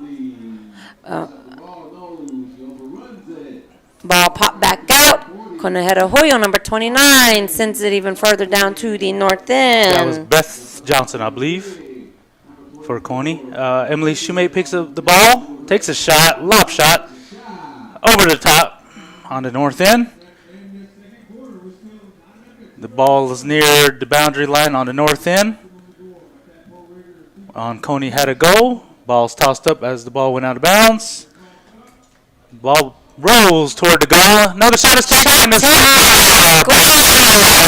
Coney had Julio strikes first in the second quarter. With That less was than a number minute. 4, Danielle Phillips, drawing first blood in this championship game with 45 seconds left to go in this first half. All right, ball situated about the 35-yard line on the north end. Pearl gets the ball out, launches it toward about her 30-yard line on the south end. We have a huddle here going on. Less than 30 seconds left to go. Tegan Clemens, number 1, has it, but was brought down. Conejero Julio thought she had it, but she let go. 27 takes a hard shot. That was to Simone tie up. Williams. Simone Williams with the shot. And it's a lot of shoving and pushing in that southeast corner. Beautiful catch by Pearl Rivers. Takes a shot. Waved off. And Conejero Hoyo defense sends it back towards the middle of the field. And there you have it, folks. That is the end of the second quarter. And end of our the score first is half. first half of this championship over with. Cambry, what do you think? What's your assessment of the first half? I mean, it's a hard-fought game. These ladies won it, both teams. You know, we have a lot of shots being taken by both. Defense is stepping up big time on both sides, and Danielle Phillips was able to connect with one shot, making it 1-0. But we got a lot of ball game left to go. It's plenty of time. I mean, we still got a second half to go, 2 more Yes. quarters. So this is plenty of time for to be at anybody's game. It is. So our alone score of the game came from Coney Hoyo. That was Danielle Phillips. Number 4. And like you said, both teams they're taking a lot of shots. So once they start connecting, that momentum might start hitting. But it is a defensive game right now that Yes, I've yes. seen on both ends. Their centers are playing well. Their defense is playing well. It's just who can make the shots connect. And both sides are starting to take a lot of shots. We're going to go for a quick break. And we'll be right back. Come visit the Cheta'emi Cultural Center, located in the Choctaw Town Center. Learn more about the Mississippi Choctaw through the historical timeline on display, 8 traditional art forms, watch an informative video, and purchase cultural items from the gift shop. Open Tuesday through Saturday from 9 a.m. to 5 p.m. Tours available upon request.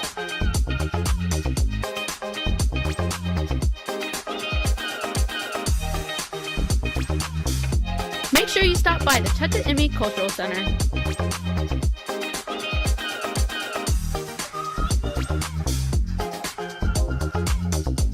Stop by Fair Week and get free admission with your Choctaw Indian Fair ticket.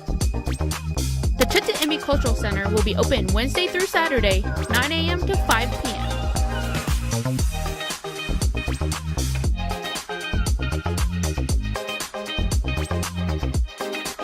Hope to see y'all there.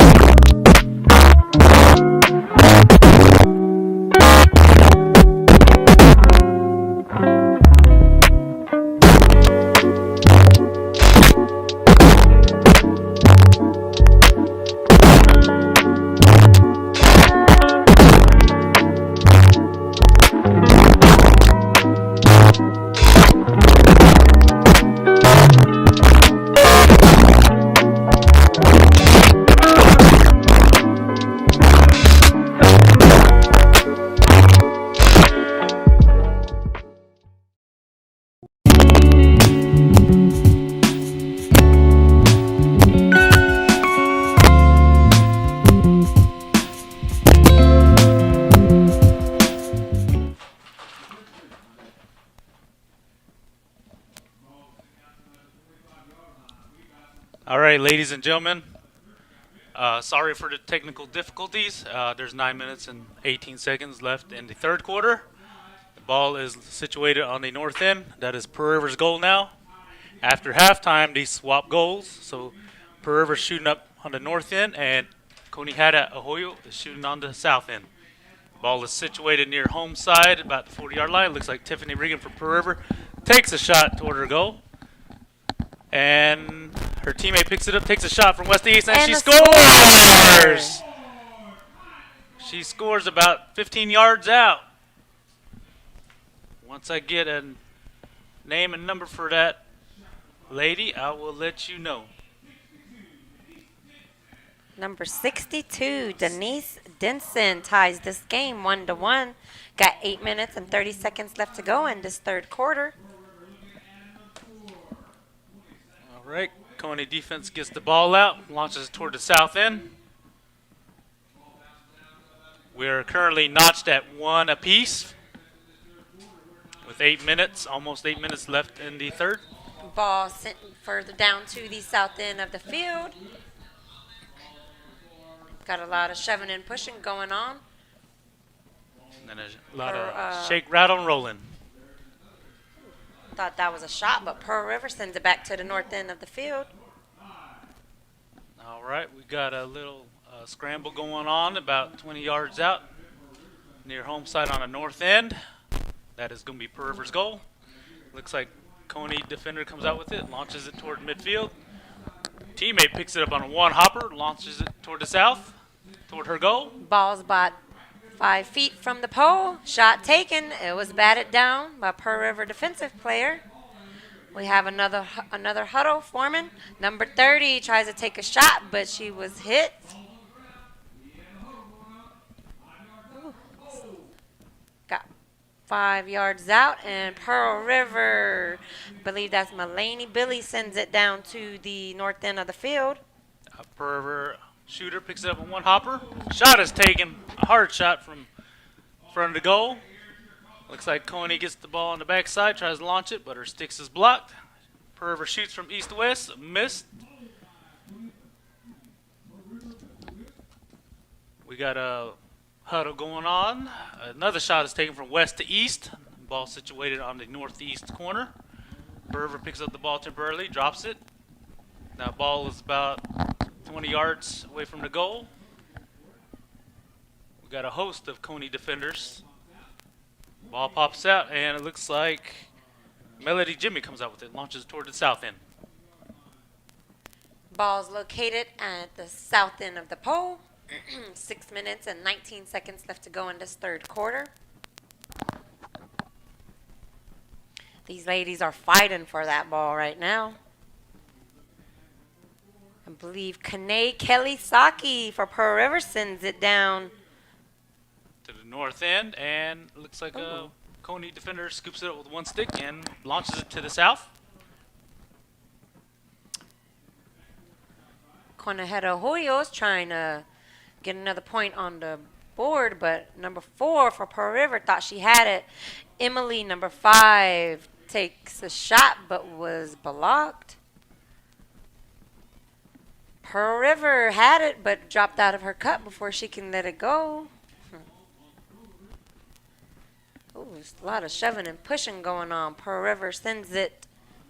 Oh. Melody Blair Jimmy sends it all the way, goes out of bounds. We have a toss up here. Conejero Hoyo had it, but she dropped it. That was Hannah Sam, number 7. Ooh, the ball's right there by the pole. And Pearl River defense just threw her straight up. So Emily takes a shot and she hits the scores. top. It's the That very was a top. Great. That was Emily Shoemake with the shot for Coney Hatta. Our score is currently 2-1 with Coney Hatta Hoyo leading. Still have a shade under 5 minutes left in the third quarter. Coney Hatta Hoyo advances it to the south, goes out of bounds, ball's tossed up about the 40-yard line on the south end. Oh, Good takedown. Deshana Hickman, number 6, sends it down to the north end of the field. Ball is on the north end. It looks like Pearl River threatening. Pearl River shooter picks up the ball. The ball is pops out of her sticks by Coney defender. That is Deanna Willis. Picks up the ball and takes a shot. Goes straight to the ground, bounces around. Looks like Tegan Clemens has the ball for Pearl River. Takes a shot over the top on the backside. Looks like Coney defender gets the ball out, launches it toward the front of the goal. Ball is currently situated about 15 yards in front of Pearl River goal. We have Emily and mix. Looks like Tiffany Regan picks up the ball for Pearl River, takes a shot. She lobs it in. It is batted down. Ball's on the west side of the goalpost on the north end for Pearl River's goal. Shot is taken. It is lobbed over to the east side. Coney gets it out, launches toward midfield. Almost picked up on a one hopper. I believe Looks Robin like Ruth Robin sends Ruth. it down. Throws it up to the north side. We got 3 minutes left to go in this third quarter. Conejero Hoyos leading 2-1 against Pearl River. Candace Lassalou thought she had it but lost it. Looks like Kane Saki advances the ball up north for Pearl River. Ball goes out of bounds on the north end. Ball's tossed up on the visitor side near 30-yard line. Great catch by Pearl River shooter. That was a close shot, and the ball is situated on the west side of the goalpost. Looks like Leslie Fuller for Pearl River in the mix. Coney gets it out, advances toward midfield. Oh, Carly Keats with a big hit on a Pearl River player. Looks like Jada Ben takes a shot, it's batted down. Ball's at the front of the goal. Looks like Brianna Vaughn gets the ball out for Coney. She advances toward close to midfield. The ball's still on the north end near visitor side. Coney turns around.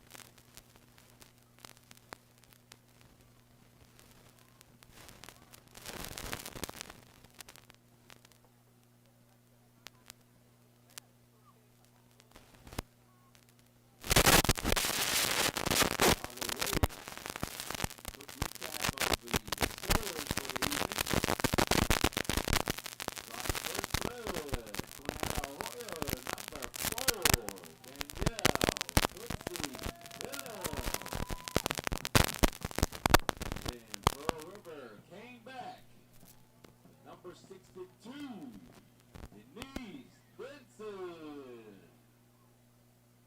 The third point of the night belonging to Quinihada Hoya, number 5, Emily Big Bet Shumei.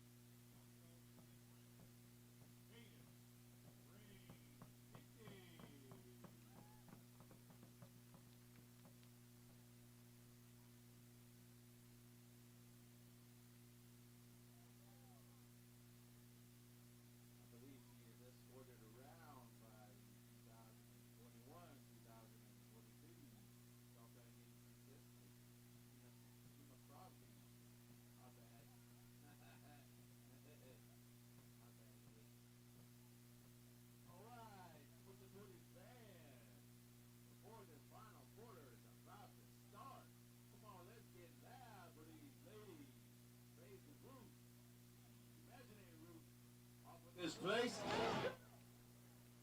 Let me hear some cheers for Quinihada Arroyo.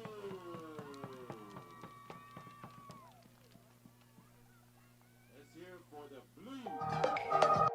Come visit the Cheta'imi Cultural Center, located in the Choctaw Town Center.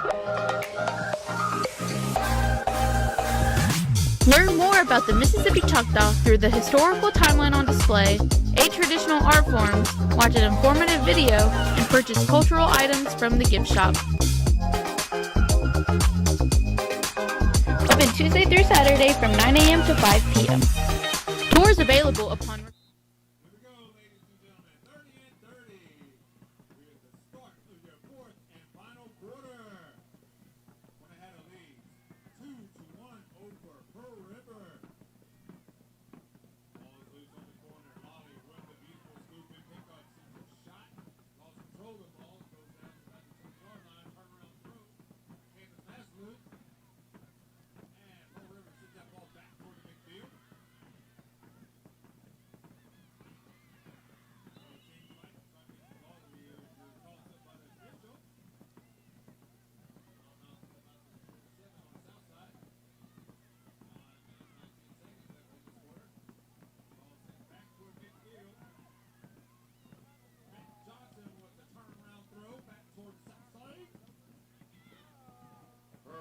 Player picks it up and sends it back to, sends it past midfield.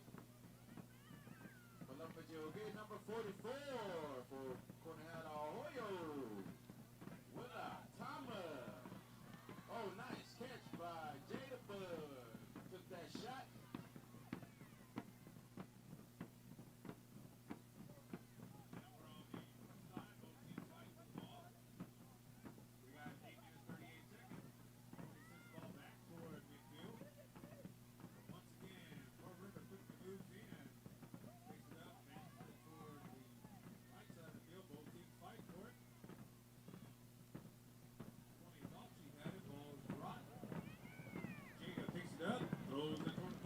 Good. Here's a toss up by the official. 8 minutes, 10 seconds left in this quarter. 20 defenders sends it back for midfield.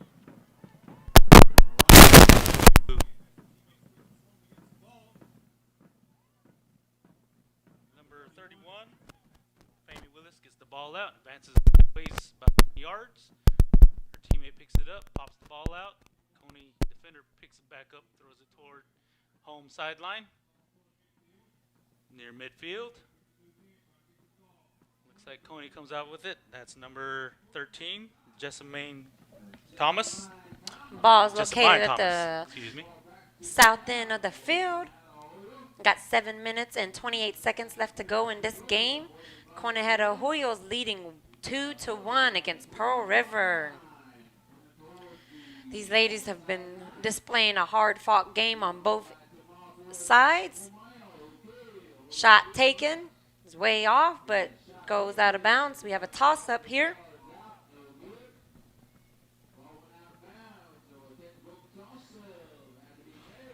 Got 7 minutes left to go in this game. It's a tug of war going on. The ball pops out. Pearl River defensive player gets it out, sends it to the 50-yard line. Helito, it's 8 o'clock. Polls have now closed. While we are waiting on the results, please enjoy watching Saturday night's championship games from the 2022 World Series Stickball. Enjoy. Ball is about midfield on the north end. Per player takes a shot on her knees. Oh, great It catch. looked like it's caught by Leslie Fuller. Ball is stuck in her sticks. She takes a shot. It's a miss. Coney defense stacks up. Coney defense gets the ball out, and ball situated about 20 yards away in front of the goal on the north end. Another shot is taken. It is batted down. Looked like That Tegan was- Clemens with the shot for Pearl River. Kayla Waiter that with the block. Number 5 takes a Ooh. shot for That Pearl was River. close. Ball's batted down. Looks like Kayla Waiter gets the ball out for Coney defense. Ball's about the 45-yard line on the north end. There's a fierce battle going on between the centers, and looks like number 6 for Pearl River gets the ball out to Shayna Shayna Hickman. She advances toward her goal. Ball is situated on the west side. Looks like Simone Willis with the shot miss. West to east. The ball is situated on the east end, northeast corner of Pearl River goal. There's a shade under 6 minutes left in the fourth quarter, the fourth and final quarter. Another shot is taken by Pearl River. It's batted down, or thought so. Went over to the backside. Coney defender picks up the ball, launches it about 40 yards on the north end.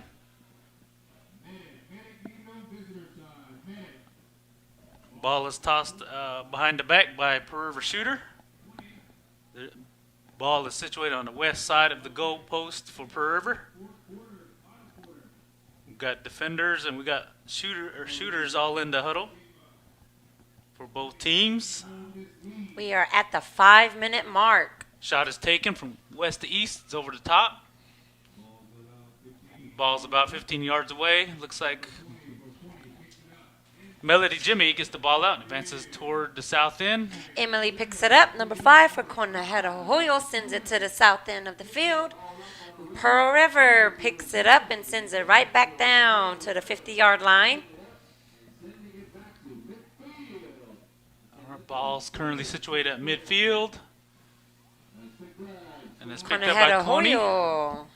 Advance to the south end. Ball popped out. Pearl River tries to get it, but she was pushed.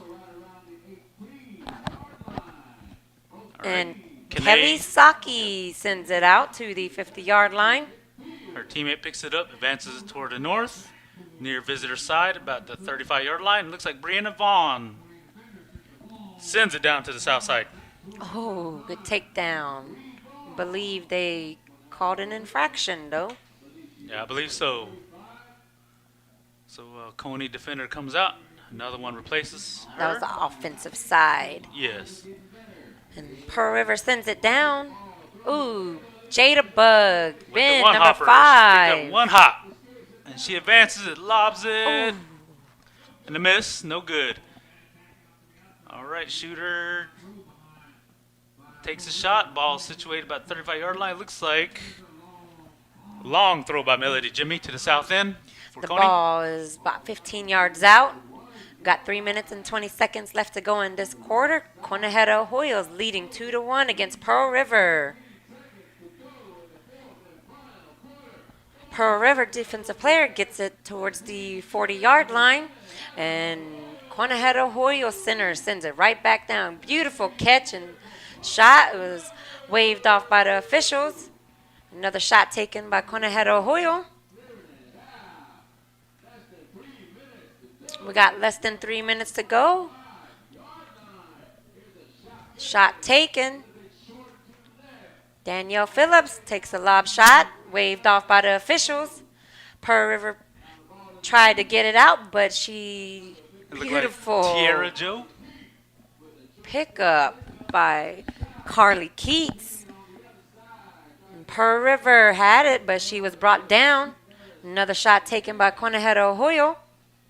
Perver trying so hard to get the ball out, but these Coney And shooters are Pearl River sends it all over down the place. to the goes out of midfield, bounds. but it goes out of bounds. We have a toss up here.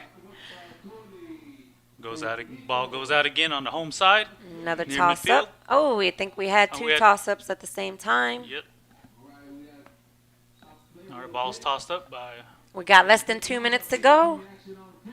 Looks like Tiffany Regan's advanced the ball toward the north end. Her Hannah teammates wait, and she gets hit. Alex. Our ball situated on the west side of the goal for Pearl River. We got a host of Royal Blue defenders. Shot is taken. Batted down. Ball's located right in front of the goal. We got Pearl River shooters trying so hard and fighting fiercely to get a shot off. Got a minute shot and is taken. 27 seconds left to go. Batted down. Coney defender gets the ball out about the 30-yard line. We got people sliding around, passing the ball. Carly Keats with a beautiful catch and nice block by her teammate. Takes a hard shot towards the south end. Got a lot of shoving and pushing. We got 1 minute left to go in this fourth and final quarter. This championship game. Kelly Saki sends it to the midfield and it was advanced further by one of the Pearl River centers. Looks like Famie Willis advanced it 10 yards. Looks like And Melody Blair Jimmy for Jimmy Coney gets the sends ball it. down to the south end. For her shooters, looks like Candace Laszlo tried to pick it up, but she missed. Pearl River defensive player sends it back towards the north end. We got 35 seconds left to go. We got Tegan Clemens taking the shot, and it's over the top. We got less than 30 seconds left in the championship game in this women's division. Coney defender gets the ball out, advances toward about 40-yard line on the north end. Got less than 20 Melody seconds. picks it up on one hopper, advances it toward midfield. She threw it about 20 yards sideways. We got And Deshana Hickman. Deshana Hickman for Pearl River advancing the ball. Ball's batted down. 7 seconds. Jada Bug takes a Jada hard takes shot. And there she is hit. 2 seconds. Ball game, ladies and gentlemen. There you have it. Cambria, I didn't want this game to end. It was exciting. It was very exciting. Great game. Played by both teams. Yes, yes. Both teams fought hard all the way to the end. But like I said in the beginning, there could only be one winner. You are right. And I'm telling you, these ladies have worked hard all summer to prepare for this night. Yes, and our final score is Coney had Arroyo 2. Scores come courtesy of Danielle Phillips and Emily Shoemake. 2-1 for Pearl River. That one lone score came from Denise Denson. We will take a quick break and we'll be back with the the presentations of the trophies. Yes, we will be right back. Stay tuned.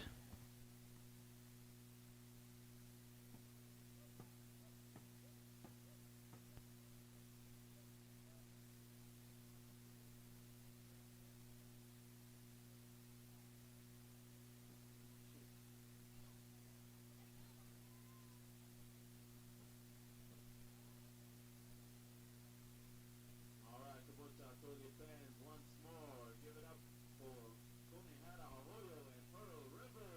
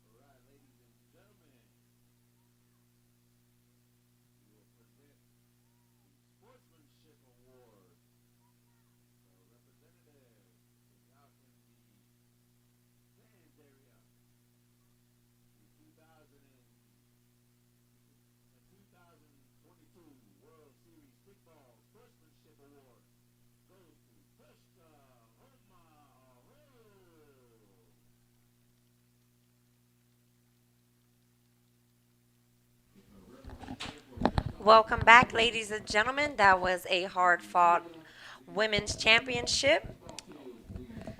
We have our sportsmanship award that goes to Tuskahoma Ohio. So congratulations from the ladies from Oklahoma.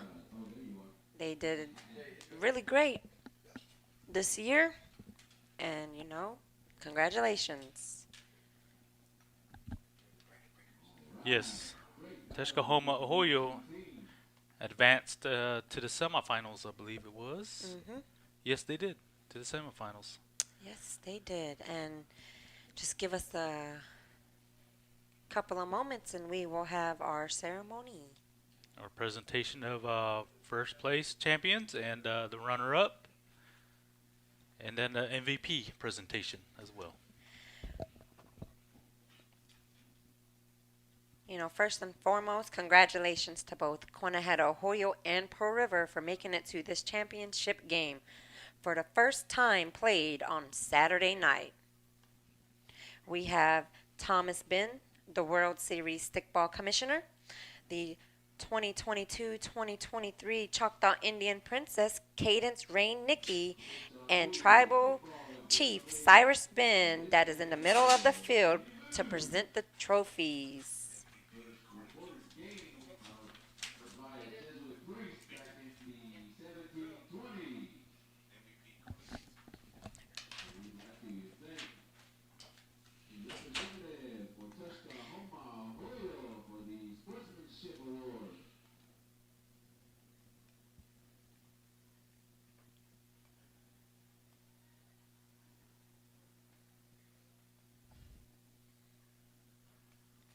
All right, looks like Chief Cyrus Ben is headed over to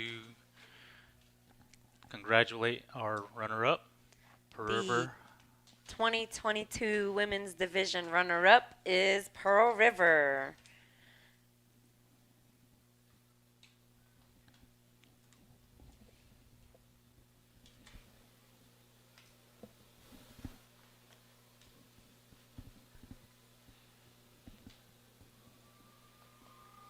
I believe our Chief Cyrus Ben is giving a lot of encouragement and wise words to the ladies of the Navy Blue. The trophy is presented to Coach Jimmy Vaughn Jr. for Pearl River. The coach will take pictures with Thomas Ben, Princess Cadence, and Chief Ben. Thomas Ben is our stickball commissioner. Coach Jimmy Vaughn Jr., John Mawasek, Tony Vaughn. The women's division had 12 teams competing this year. The most teams of any division in this year's World Series stickball tournament. Randy Boone Jimmy. The teams are Beaver Dam, Bogue Chitto Ohio, Once again, Pocha Tony fans. Nunawai Ohio, Natives, Oklahoma Ohio, Stickball Women's Division runner-up. Elitibia Hagia, Tia Kagia Ohio, Tucker Athea, Tuskahoma Ohio, and of course the two teams that played in this championship, Quinnipiac Ohio and Pearl River. Just give us a few moments as our tribal Chief Cyrus Ben and Princess Cadence takes pictures with our runner-up team, Pearl River.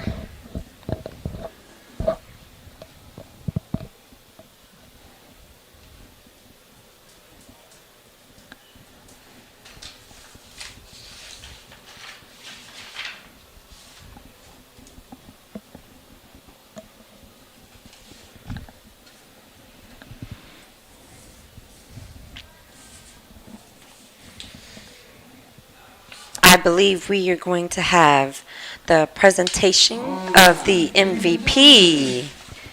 And now for the MVP presentation, selected by the officials based on their overall performance throughout the tournament and not just this game.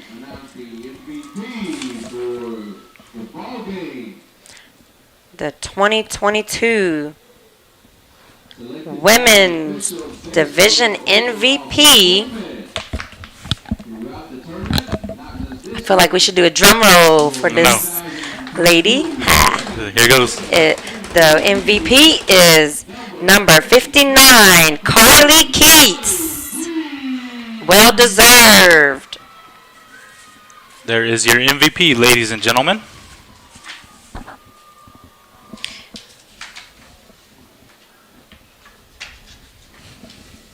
As she takes pictures with our commissioner, Thomas Ben, Princess Cadence Nikki, the little mascots, so cute out there, and our tribal chief, Cyrus Ben. Congratulations, Carly. It was well deserved.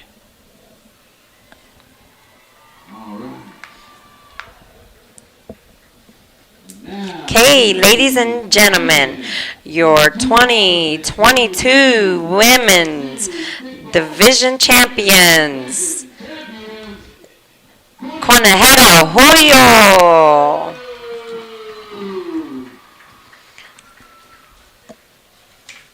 Good job, ladies. The championship trophy is presented to Coach Jaron Johnson, Bjorn McMillan, Grant Williams, and Clifton Yogi Willis.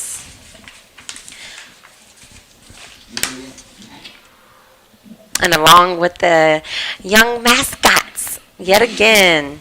Hey, send that to me too.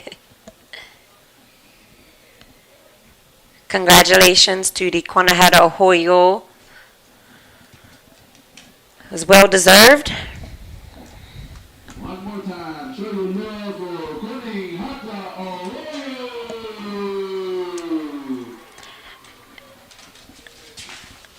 And the evening is not over. We still have one more game tonight. The men's championship game. Bogue-Chitto versus Pearl River. You will be commentating the next game as well. Well, this was my last game of the year. I had a awesome time and experience with everyone. Hopefully I get to do it again. I'm signing out. This is Cambry York. Y'all have a good evening. And I'm your other host announcer, Brian Isaac Jr., and it's been a pleasure, Miss Cambry, and hopefully we'll both be back. I know, We're right? first. Been awesome. Yes. Y'all have a good evening. And stay tuned for our men's championship game coming up shortly. Yes.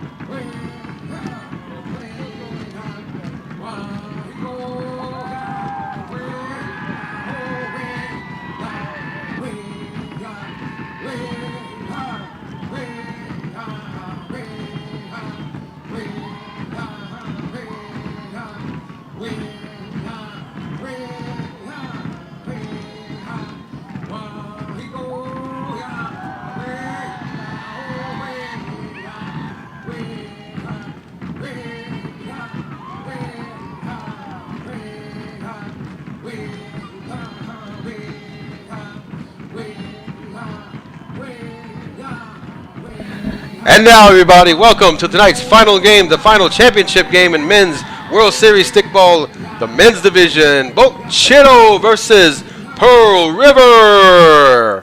I am your host, Jonathan Bean Denson, with my new guest host for this season, Mr. Brant Isaac. Brant, how you doing? Hey, I'm doing good, everyone. Hope everyone out there's. I just finished watching a great game between the women's championship and the Pushmataha division. So now here's our final game of the 2022 Choctaw Indian Fair season of World Series stickball. We've got a ton of people on the field. The Pearl River women's team are welcoming their brethren, their menfolk of the Pearl River community team onto the field as they exit. Also, the ever widely known million-man team of Bogue Chitto also waits to make their round around both poles. And you can see the line is slowly going around the South Pole, and there's a whole ton of players and supporters, family members and friends of the Bogue Chitto team. They're slowly waiting to get going and make sure that they get that round around the poles. And you'll also notice, if you can hear, we also have Mr. Bruce Jim down there at the around the 50-yard line. He is singing a war dance. I think this is something new that we're trying, and one good way to hype up the teams, along with the drums that are representing probably different community members and different family members from other areas that, like Standing Pine, Redwater, other family members that are related to both the teams. And the drums are going pretty hard. Yes, it is. Yes, it is. Like he said, our chanter, Bruce Jim, who's well known around the area, is getting it going on a Choctaw Saturday night. Yeah. See, the other thing too, that if you're just now joining, was that tonight's Saturday night, Choctaw Saturday night, was shared with the women's championship teams and with the Pushmataha League, the little kids, was it the 10 to 13-year-olds? Yes, it was. So we get a chance to share that Saturday night, the Choctaw Saturday night experience with 3 divisions this year. Hopefully we'll be able to carry that on, or I'm not sure if it's going to evolve into all championship games on a Saturday night, but this is a great night to have all 3, and starting off maybe a tradition, we're not sure, but tonight was a great night to be part of the last night of Choctaw Indian Fair, the 72nd edition, 2022. Yes, it is. And for the Pushmataha division, it was Beaver Dam versus Coney Hata Usi, and Beaver Dam came out victorious. Our last game was between Coney Hata Ahoyo and Pearl River, with Coney Hata Ahoyo coming out victorious as champions. And now here we are down to our last game of the Choctaw Indian Fair. I believe Bogue Chitto was able to advance past which team did they beat to get here, Brett? All right, last Thursday, Bogue Chitto beat Wolfpack at Mercy Rule 19-0. Mm-hmm. We also, and then they advanced to a Tuesday night game between Oklahoma, which they won 7-1. Then they went to the semifinals to play against Coney Hata, and they won 3-1, which was on a Thursday night. And Pearl River started their play last Wednesday. They were the first men's game, I believe, of the World Series stickball. A week and a half ago. Yes. And they won against Tuskahoma 10-3, and it was a Mercy Rule. Mm-hmm. They advanced on to the quarterfinals against Beaver Dam, and that final score was 3-2, with Pearl River coming out victorious, which advanced them to the semifinal round. And they played Tucker, and they won that game 5-1. And now here they are, both teams. Our final game, Bogue Chitto versus Pearl River, both teams, for the men's championship. They've gone through to 3 games prior to tonight's game. Is that what I'm counting correctly? Yes. 3 games apiece. Okay. So they're pretty conditioned and warmed up and ready to go. Yep. And both of them fought hard teams along the way, so they're pretty I'll tell you battle what- tested and good to go for tonight. I'll tell you, one of the games I recall earlier in the week was Tucker. They put up a hard fight, and they had a good defensive front. And, I think maybe one of their areas was like I think they didn't have enough subs. But I'm pretty sure that the show they put on this year, that probably garnered some interest in that team. I'm thinking, and all teams, seems like they've all come up because we may have had like a season or two's worth of youth coming up into these leagues.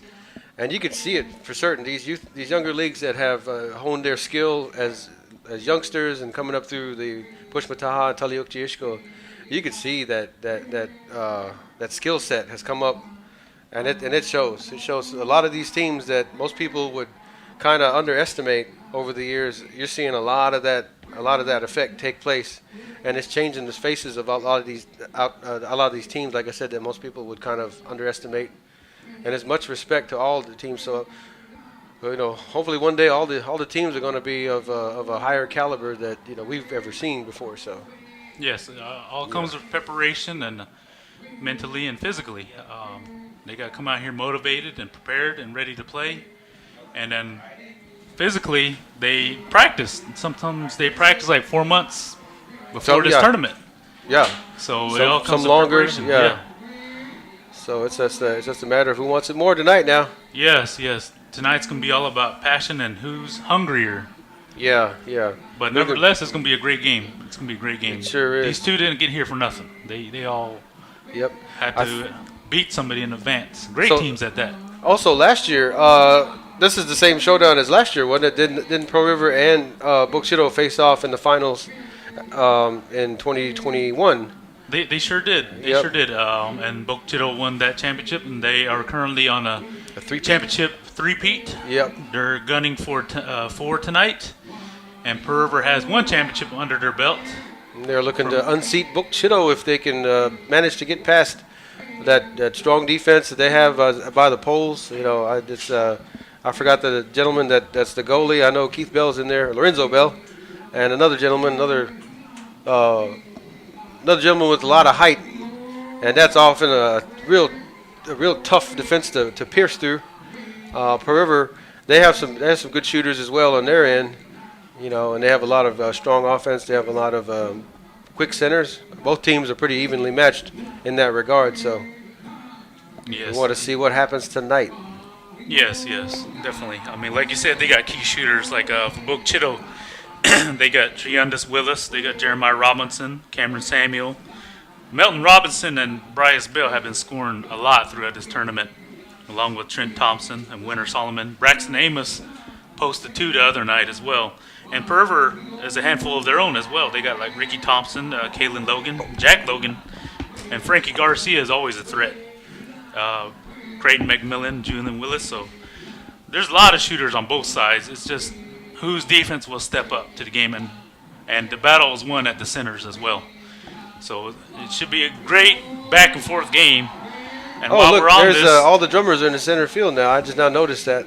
It's a big drum ceremony going on. That's pretty unique to see. It's always great to have recorded. There we go. We have the chanter, Mr. Bruce Jim, wrapping it up.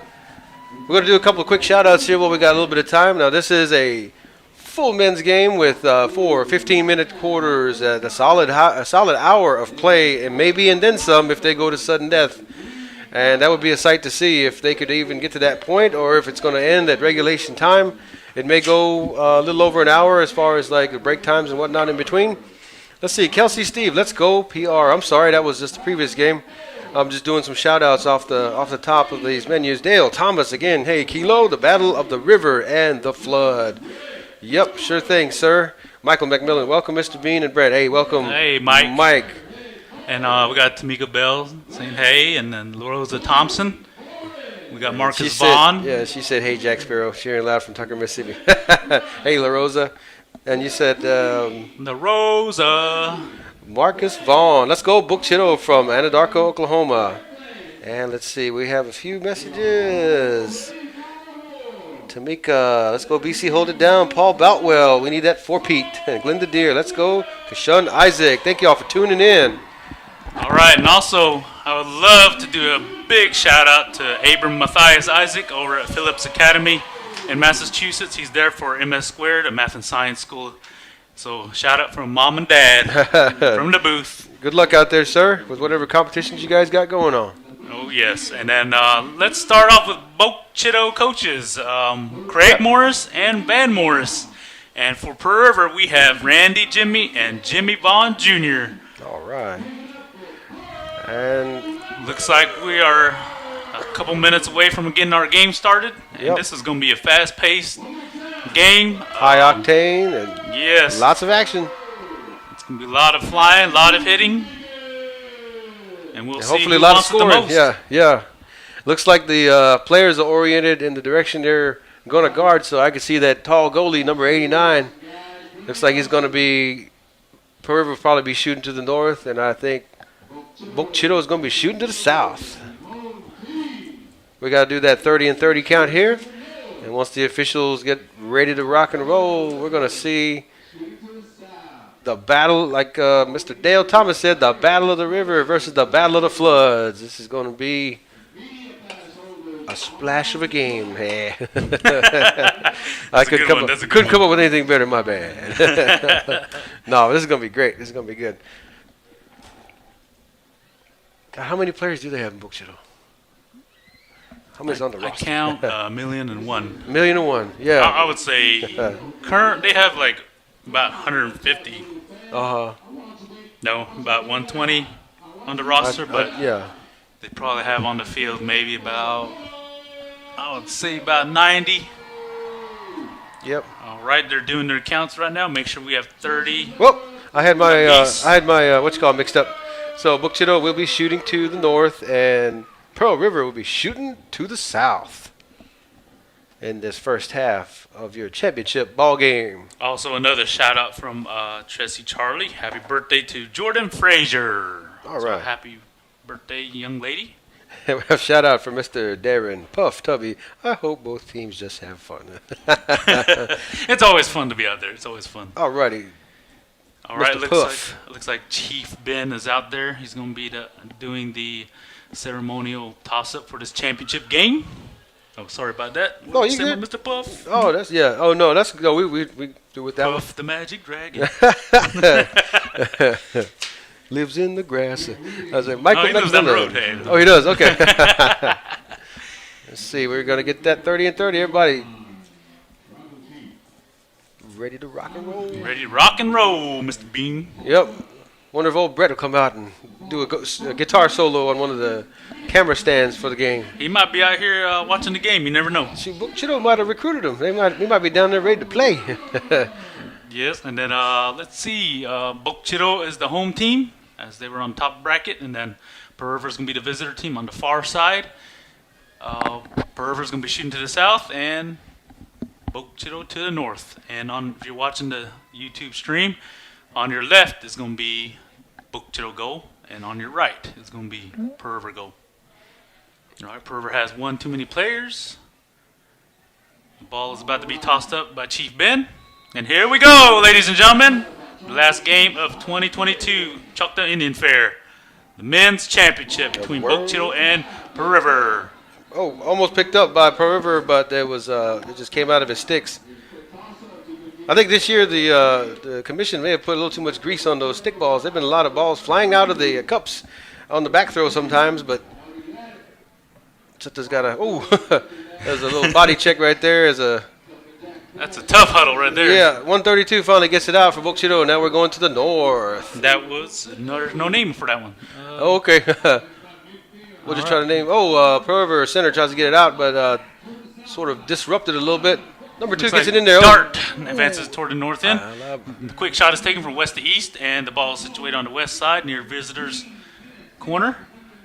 Shot is taken from east to west. There's looks like a whistle was blown by the officials. It may have been 2 Kabucha Tua on the field, so they have to stop that and get the correct official to go.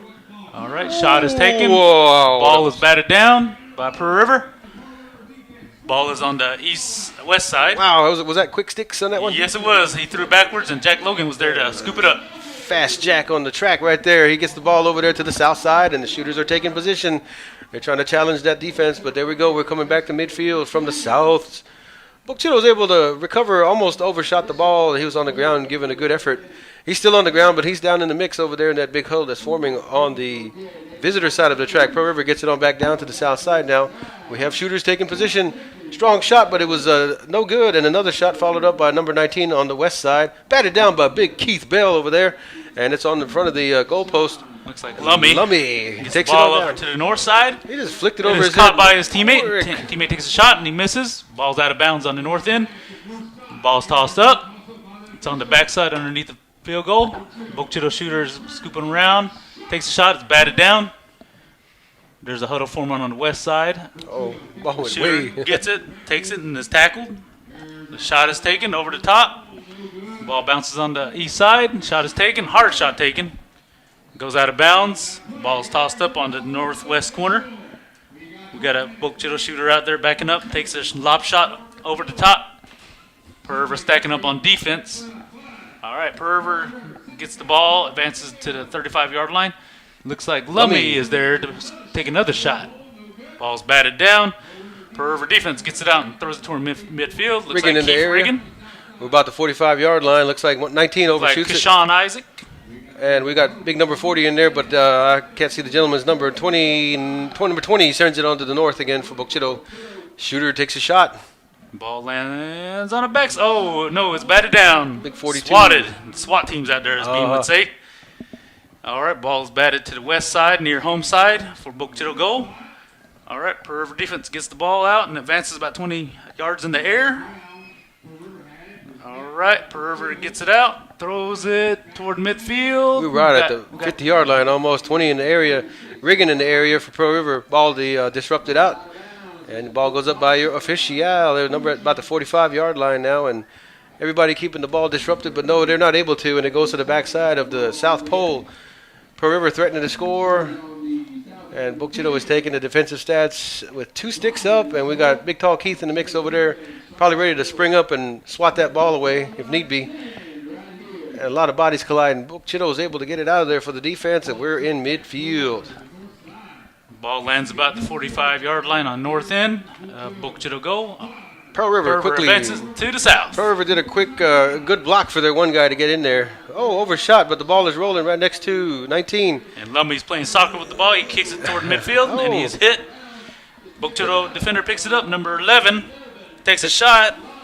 Alonzo Henry. Ball's situated on the backside of Book Chitto goal. We got Pearl River defenders. Shot is taken. It's batted down. Ball's near the goaltender's feet. Shot is taken over the top. Ball's batted down toward about 20-yard line. Did he kick it to stop it? Alonzo takes a shot. Straight It's batted shot. down. All right. Pearl River gets the ball out towards midfield. White shirts are collapsing in right at the 50-yard line. Looks like number 37 picks it up and takes a little jog. 32, I'm sorry. D'Artalian Willis takes a shot over the top. All right. Pearl River has the ball. Book Chitto shooters grab the ball and grab his sticks. The ball's dropped. Ball's situated on the northeast corner. Shot is taken, batted down.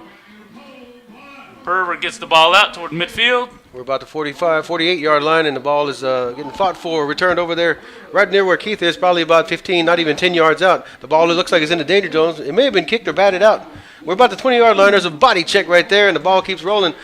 Number 18 looks like they picked it up, and we're on the east side of the field. Shooters are trying to chase it. Shooters are trying to chase it down on the east side. I'm sorry, I can't talk. They keep it alive, but they're able to keep it away from shooters. So now we're in the midfield again. Looks like Jack Logan in the area. Okay, whistle's blown. There may have been an infraction.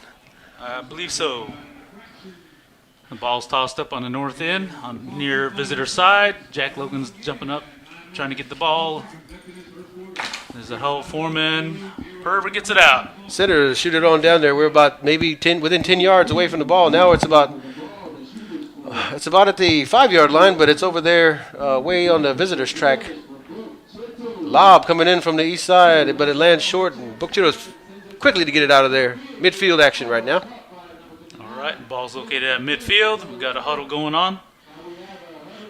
And ladies and gentlemen, Bogue Chitto is in the white jerseys, red lettering. And Jack Per gets it River- on down, almost to the backside of the goal over there on south side. Per River's in navy blue with white lettering. Bogue Chitto is in white jerseys with red lettering. Blood red lettering, as they say. 17 on the pickup. He evades a tackle from the referee. That was Cameron Hickman. Oh, his front side shooters takes a hard shot. It gets deflected downward, and they're still in the huddle. That was Frankie Garcia with the hard shot. Bodies are flying everywhere as defense try to collapse on the ball and get it on out of there, and they successfully do. Number 40 for Bogue Chitto. I think that's Mr. York. Jacoby York. PR able to return it. We are PR takes it down. Oh, a collision, and PR player goes flying down. He gets right back up though, and the ball's still on the ground. 25 takes a shot. It's a little too high. Goes out the backside. That was William Tubby with the shot. For Ball Per River. is out, and the ball is up by your official. Everybody's colliding over there, and then we've got the defensive stance taken by the goalies. Quickly picked up by Bogue Chitto, and there we go. We're on the north side again.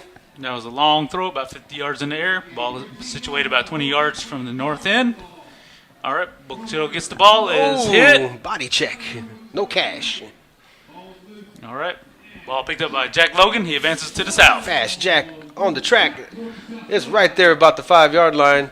Not necessarily in the danger zone. Picked up quickly by BC defense. On the fly, almost picked up by a center for Bogue Chitto. Like Jeremiah Robinson scooped it out. Ball's tossed up by midfield. 87 gets it on the one hopper, sends it high to probably about the 10-yard line. That was Jordan Henry for Per River. Keith with the SWAT team action, but the ball quickly shot, blocked down by the goalie. Swatted. I can't even talk. Like Frankie Garcia with the Shot shot. goes from the front to the backside, and backside shooter. I guess the ball went out, the ball went up. Number 3 takes a lob over there, trying to get past them trees, as I call them. The Bogue Chitto swamp trees. Got shooters taking it quick. Try to get that ball to the shooters in the back end. That was Tayshawn Mingo for Per River that lobbed it over. Garcia looks like I don't know if that is Robert Garcia on the backside trying to take a shot. He gets collapsed on, and the ball gets sent forward, but quickly returned by centers for Per River. It's batted around. We're about 20 yards out. Lummy gets rid of the ball just before a takedown. Ball lands picked up. about the 35-yard line on the north side. Oh. We've got a host of navy blue defenders out there. And picked up quickly by a center for Bogue Chitto. It's going way over there to the north. All right, ball's thrown on the east side, northeast corner. Shot is taken, is batted down by Per River. Looks like Jeremiah Robinson's in the mix, trying to scoop up the ball with one stick. We got a host of Per River defenders. Everybody's following through with good takedowns and good disruptions of the ball to keep it on the ground and see who can win that skirmish. We got a shade under 6 minutes left in the first quarter. Jack with the hustle to get the ball out there. We're way on the south now. Ball is being batted around. It's slowly going back towards midfield. They're on a foot race. Lummy gets a takedown, is able to keep the ball in the neighborhood. The ball is still in play. And it's still in play. Per River shooter is running in, trying to see what he can do. High shot goes a little too far high. One-on-one PR against Bogue Chitto. Bogue Chitto follows through with a fellow player, gets it up to midfield. We're probably right about the 48-yard line. Oh, they thought they got the ball out of there, but it's still in that huddle somewhere. Maybe in somebody's shoe. And they quickly pick it up. Oh, it releases the ball just before a Good tackle. Oh, almost got speared like a pickle. Whose brother? So here we go. We got number 82. Quick shot deflected by Keith. Looked like it hit his wrists. Oh, overshot by BC, but they're able to get to it. Oh, I'm sorry. That 82 tries to get rid of it. It's lobbed. It's about 15 yards ahead of the goal, and it's batted around. We're probably about the 30-yard line. A lob taken by a fellow Pearl River shooter. Backside trying to do something with it, but Bogue Chitto gets to it quick. We're about Ball right at lands the about 50. midfield. And it's picked up by Per River defender or center. 97. 97. That is Tayshawn Mingo. High Advances shot. it back to the south. Bogue Chitto gets it back out. They get rid of it. It's about 45-yard line. Looks like Jack Logan has it. Advances back toward the south, toward Per River goal. Jack with Logan's run going on right there. 40 overshoots for Bogue Chitto. And BC able to get the ball, and there we are, north side action. Ball's on the north side, near home side. Looks like Melton Robinson had the ball temporarily. It gets thrown down. go, Ball's lads. advanced sideways about 40 yards. Ball's at midfield, near visitor side. Oh, Pervert takes a shot, but it goes straight up. Oh, man. About 10 yards, staying at midfield. We still got the centers battling on for both teams. 3:43 in I'll your take a whistle. quarter. I'm sorry. Go ahead. Oh, you got it. I think infraction occurred, so there's a temporary halt. Sorry for forgetting to mention the times as we were counting. It's or as we're announcing. The action is so quick. And we're at 3:27 at the moment. Jack Logan advances toward the south. There he High goes. lob, Swatted batted down by the away. SWAT team. Batted away by Keith. Shot Another taken. Shot taken. Looks Keith like is in the neighborhood and he overshoots it. Or another Ball whistle. is blown dead for some reason. An infraction may have occurred. Okay, ball up by your official, and number 40 almost gets to it in midair. Overshot by number 39 for Boxito. Overshot by another PR player. Ball is batted down, and here we go. We're about the 40-yard line, and it's the midfield now. All right, ball's situated in midfield. Pervert gets it and launches it down toward the south end. Way at the back. Wow, that's out. Out of bounds. Oh, it's still in play, was it? Went out of bounds. Okay, ball's up by your official, and then there's a big old kind of a huddle. One cup trick stick pickup by Pearl River. 23 did that. That was Alex McMillan. And a There's shooter Frankie. comes from the backside. Tries to get it to his front side shooter. Nothing but navy shirts in the area. Quick shot before a takedown. Backside shooters are trying to do something. Frankie rears back, takes a shot, no good. It goes out the east side maybe. Ball goes up by your official over there on the east side of the pole. Quick turnaround, but the backside shooters are trying to do that tactic. Probably trying to tire out the defense and make them switch sides of the pole. Back and forth, back and forth. I believe it's stuck in the sticks. The ball man. was. Frankie was in the neighborhood. Bochito gets the ball, braces up for a tackle, but keeps the ball in play, and now we're right in midfield. White shirts are collapsing on the ball, but Pro River player gets it, but he gets taken down. I think he was able to get rid of it or He forward did, it somehow, yes. like a shovel pass. Shot taken by Frankie, goes out the back. I think they almost keep it in play. It's still barely in play. Defender gets the ball, but Pro River keeps it in the neighborhood by dropping the defender. Lob coming in from the backside. Now we got a shooter trying to take it down. I don't know if that's Elisha. The ball gets flung over to the east side. Now we're back on the west side. 82 is trying to get to the ball. Two Bochito players get on him. Number 98 follows through, takes a shot, blocked by, I think, Keith Lorenzo Bill. Quickly picked up by defense, and now we're on the north. Ball is situated at the midfield. It looks like Bochito's trying to scoop it up. Ooh, Ball ball. pops up about 10 yards in the air. It still remains at midfield. We currently have about 1 minute left in the first quarter. Score is still 0-0. Bochito defender is knocked down as he picked up the ball, tried to scoop it. Ball is at about 5 yards away from Bochito goal. Pervert defender gets the ball out toward midfield. Jack is in the neighborhood. Overshot. Looks like Ricky John's over there. 22 gets to the Taking ball. out But ankles. everybody gets. Yeah, Jack's over there now. Jack's over there now. He's everywhere. Fast Jack. Jumping Jack Flash. Yeah, jumping Jack Flash. That's even better. Yeah, all right. Looks like D'Artagnan for Bochito gets the ball and advances toward his goal. Swatted down. Oh, right next to the goal. Another shot's taken from west to east. Ooh. Ball Lone is shooter. still in play on the east side. A shot is taken, lobbed in and batted down. Almost toward the same area on the east side. 12 seconds left. Pervert gets the ball out. Looks like Wes Wallace, it looks like, running towards the ball. West side. Misses it. And the ball's still situated about 30 yards away. 4 seconds left. 2 seconds. 1. Ball straight up in the air. North side. Wow.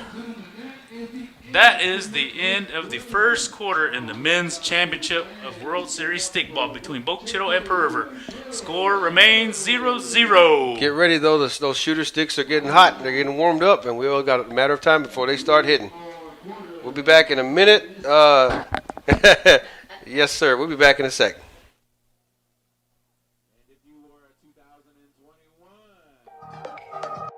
Come visit the Cheta'imi Cultural Center, located in the Choctaw Town Center. Learn more about the Mississippi Choctaw through the historical timeline on display, 8 traditional art forms, watch an informative video, and purchase cultural items from the gift shop. Open Tuesday through Saturday from 9 a.m. to 5 p.m. Tours available upon request.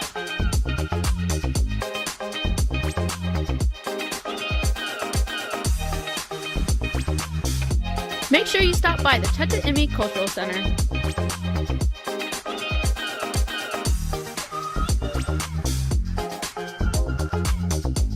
Stop by Fair Week and get free admission with your Choctaw Indian Fair ticket.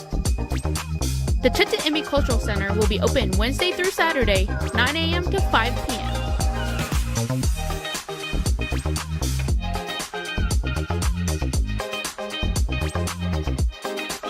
Hope to see y'all there.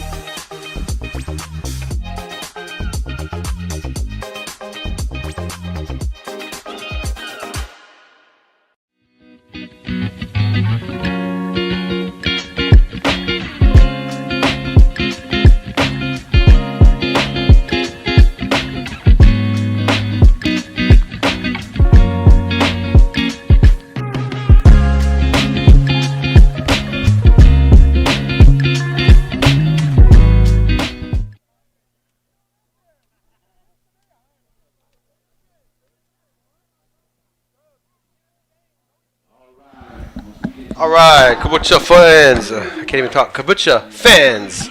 Welcome back to the second quarter. We're fixing to kick off this second portion of the game. Thank you. Alrighty, guys. Let's see. Heather Ramsey from Tuscaloosa, Hoyo. I do not want to mispronounce that, but I do believe you are chanting for the team. Thank you for watching. Let's see. And then Alexander Hickman.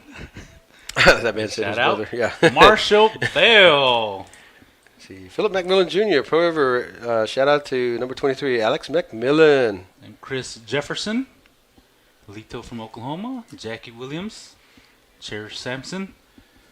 Michael Billy. And Michelle White. We appreciate everybody watching the live stream of this championship game between Boca Chica and Pearl River. So far, it's been defense. Cool. LaDonna Golden watching from Kansas City. Hey, Bean and Big, go BC. Thank you, LaDonna. Been a while since we've seen you, but thank you for tuning in. We appreciate it. Let's see. Abby Hickman, did you read that one? Randy said, let's go Pearl River. I don't believe I did. Okay. I just want to make sure we... Hey. And Grant Ben says, hi to his grandmother. You are a sweet one, sir. John C. The river is mightier than the creek. Let's go Pearl River. Yo. All right. Cool. Ball's tossed up by the head official, Ray Willis. Pearl River's headed to the south. Takes a shot. Out of bounds. Fresh 15 on the clock, and then everybody making the mad scramble. That Boca Chica defense scoots it on out. We're still in that southerly neighborhood of midfield. The guys are trying to get untangled. Somebody kind of shovel passes it forward. It goes out on the home side of the track. Ball up by your official, and Navy blue shirts in the neighborhood quickly picked up by number 22, disrupted by defense or center player for Pearl River. The ball is sent back to the south. We're probably about 20, 25 yards out. Frankie almost gets it, but he's chasing it down. No, the ball went to the backside, probably on the opposite side of Coffin's corner to the visitor's end. Now everybody's collapsing on the ball. A small huddle almost forms. But the ball is still in the neighborhood, I believe. There we go. Yeah, the ball is over there by the field goal. It popped up. So we got 3-on-2 going on. BC is trying to get the ball out of there. Pearl River shooter almost gets it on the fly. He's struggling really good for the ball. Somebody jumped up and collided in that. Robert Garcia Jr. Yeah, Garcia doing the what is it? Jimmy the Superfly snooker move into that crowd. Yeah. Dun, dun, dun, dun, dun, dun, dun. Turtles in a Half Shell. Oh, yeah. Ball is back down the south now. Garcia was in the neighborhood, but Boca Chica was able to get it out. PR collapsed it on the ball. They're able to disrupt a Boca Chica player from getting it. And the ball turns into a huddle. Spin move, but the ball is in that huddle still. Pearl River's trying to get it out of there. Is that Jack? That is Jack. Jack Flash. Everybody's doing a lot of defensive maneuvers to keep that ball in their neighborhood. 59 with the lob. High lob to the back. That was Creighton McMillan. Shooters try to get to it real quick. Maybe they can try to tap the pole. Do an ankle score maybe. I don't know. Ball looks like it went out by the emergency tent on that side. And the ball is still in play. Over the head flick, and the ball is probably about like at the 35, 40-yard line. Regan is able to keep the ball in the neighborhood by stopping a throw. PR gets it on back down. Keith takes a swat at it. Ball gets batted up. It's way up in the air and it's back down. Overshot.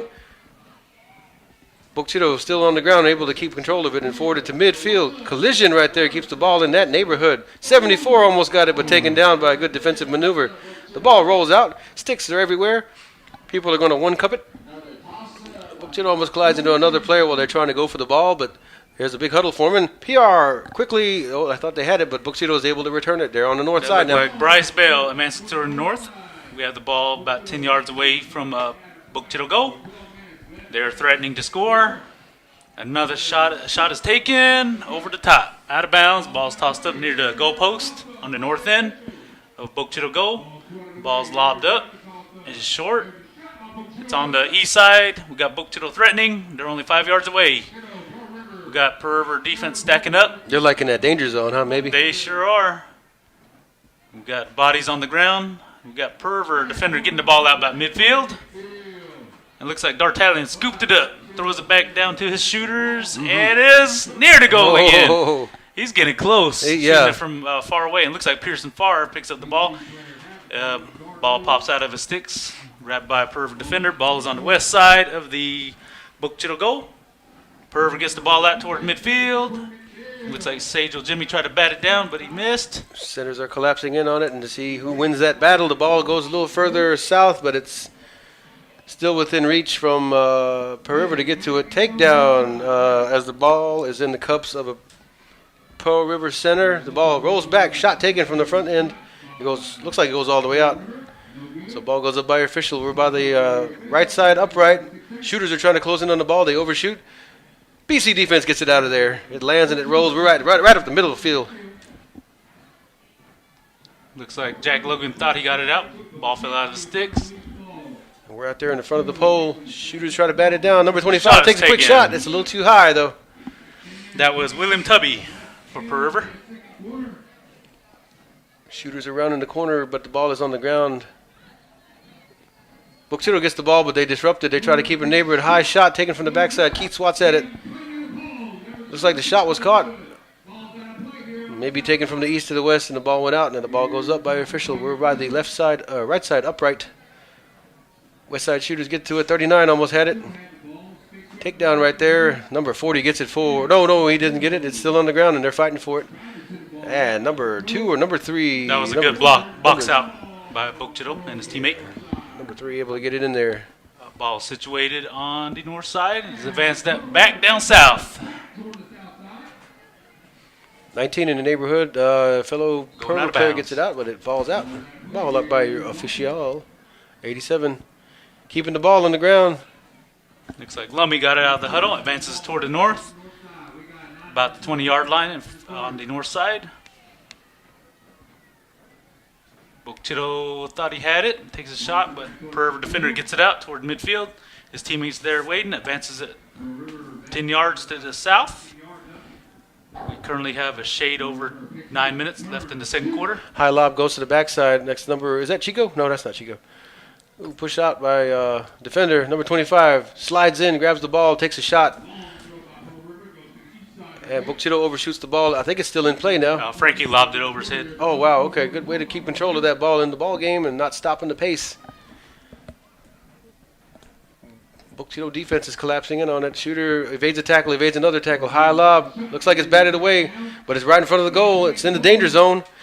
And what that means is if the offense needs to get a hold of the goalie sticks and move them within that danger zone, then they can be able to do that. But when it's outside of that circle that's no longer there, Yes, they can't it's touch like a the 5-yard perimeter around the goal. They post. can't touch the goalie. So It's no longer there. I don't see it. They used to have a it's there. white chalk. It's there in spirit. Yeah, it's there. We got to bust out the buta. Yep. And make it. Yeah. All right. Ball Somebody's- is advanced to the north end of Bokchito goal. It is batted up and lands on the west side, northwest side. Yeah, we're gonna do that perimeter. Shots taken. Oh. Batted down by Pearl River. Ball's right next to the goal, about 5 yards away. We got Bokchito and Pearl River players hustling to the ball. Shots Oh, taken, and wow, I believe it's a very score tough. by Bokchito. And Bokchito Bokchito strikes first. probably about the 7:52 mark in this second quarter. Braxton Amos is what the word is. Shooters are trying to answer back real quick.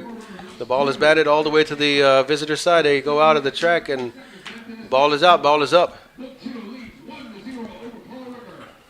Everybody collapsing on the ball over there, and there's a huddle probably less than a yard away from the other side, the visitor side. Shot was taken, and it's rolling on the ground. Shooters are trying to evade. Takes a high lob. It's dangerously too close, but the defense has another chance to get it out of there. Shooters are trying to get it as they backpedal. Nope. Defense gets it out of there. We're still on the south side of midfield. Shot taken from, ooh, wow, the very top of the pole. Back-to-back scores by both teams. Wow, that's the very top of the pole. We'll let you know who scored that. Golly. Looks like Jeremiah Robinson gets the ball to the north end for Bukchido. Sticks There's go a big fly. old scramble. Shots are taken, but it's shot backwards and got Bukchido running around the goal. Robinson. Takes a hard shot out of bounds. Ball's tossed up near the goal post on the north end for Bukchido's goal.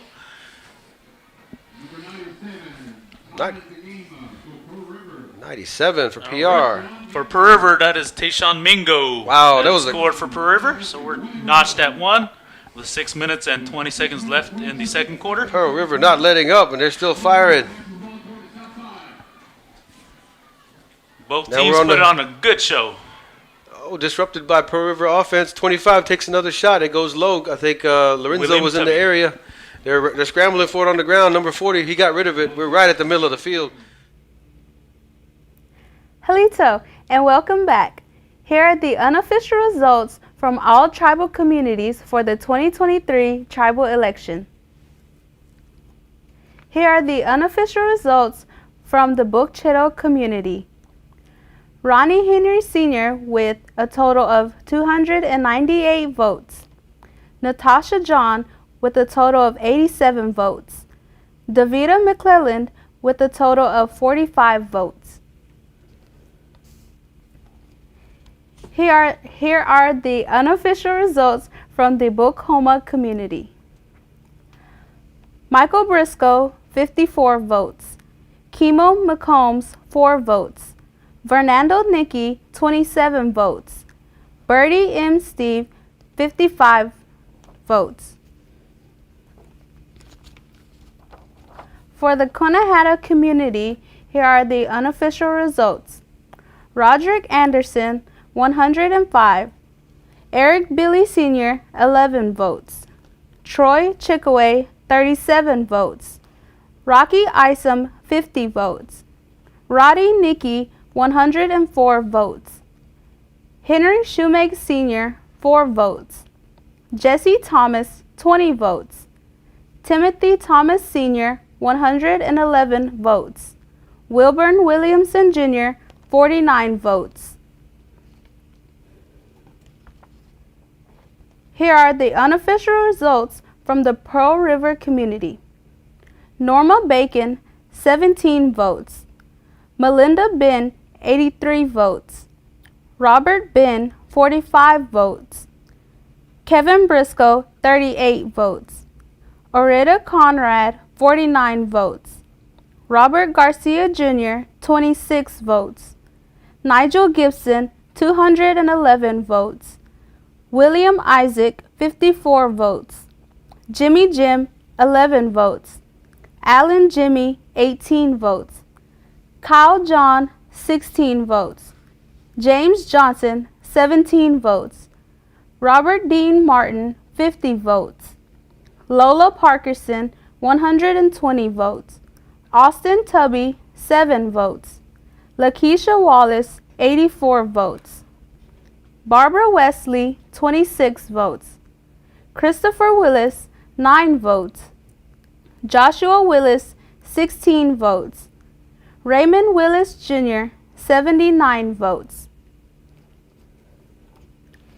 Here are the unofficial results for the Redwater community. Ricky Anderson Sr., 128 votes. Terry Anderson, 15 votes.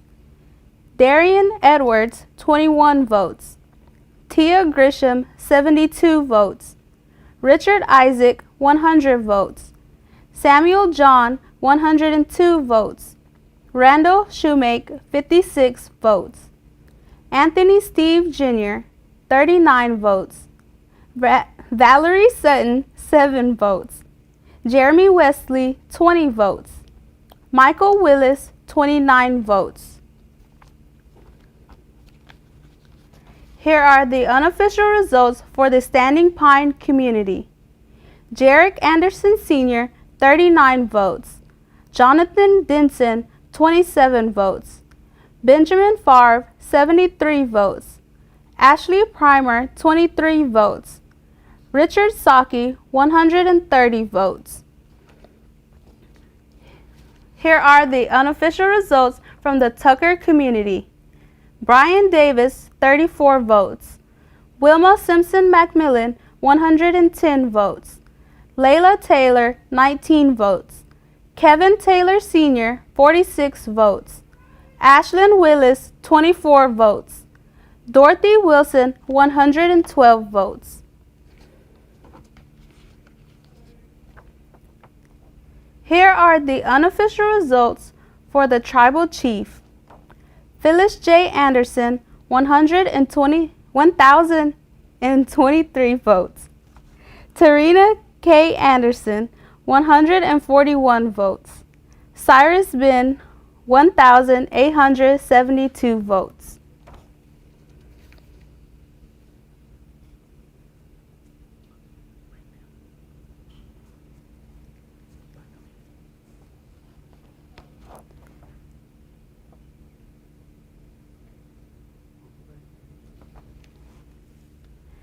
Please note absentee ballots will be open tomorrow at 1 p.m.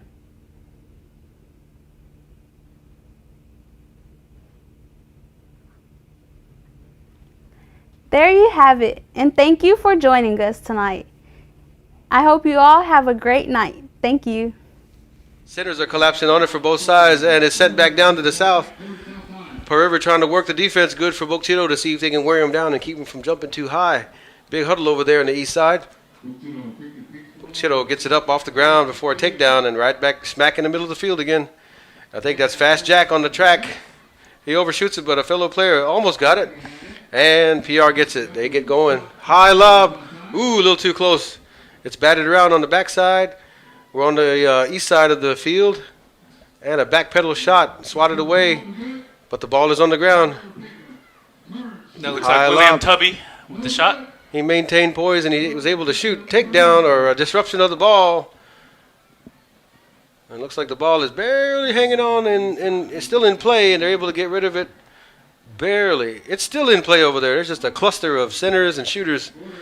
The ball is in there and in the air, north to the north. All right, ball is on the north side. Looks like Lee McMillan gets the ball out, advances toward the south. Ball's out of bounds. We're still on the south of midfield. Wow, quickly picked up by Mr. York, number 40 for Book Chitto, sent on up. We're on the northerly side of the midfield.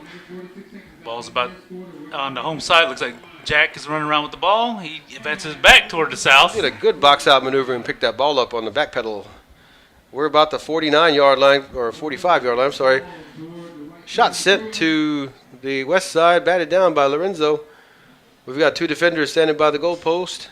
Lorenzo's out there in the mix trying to make sure that nobody gets the ball.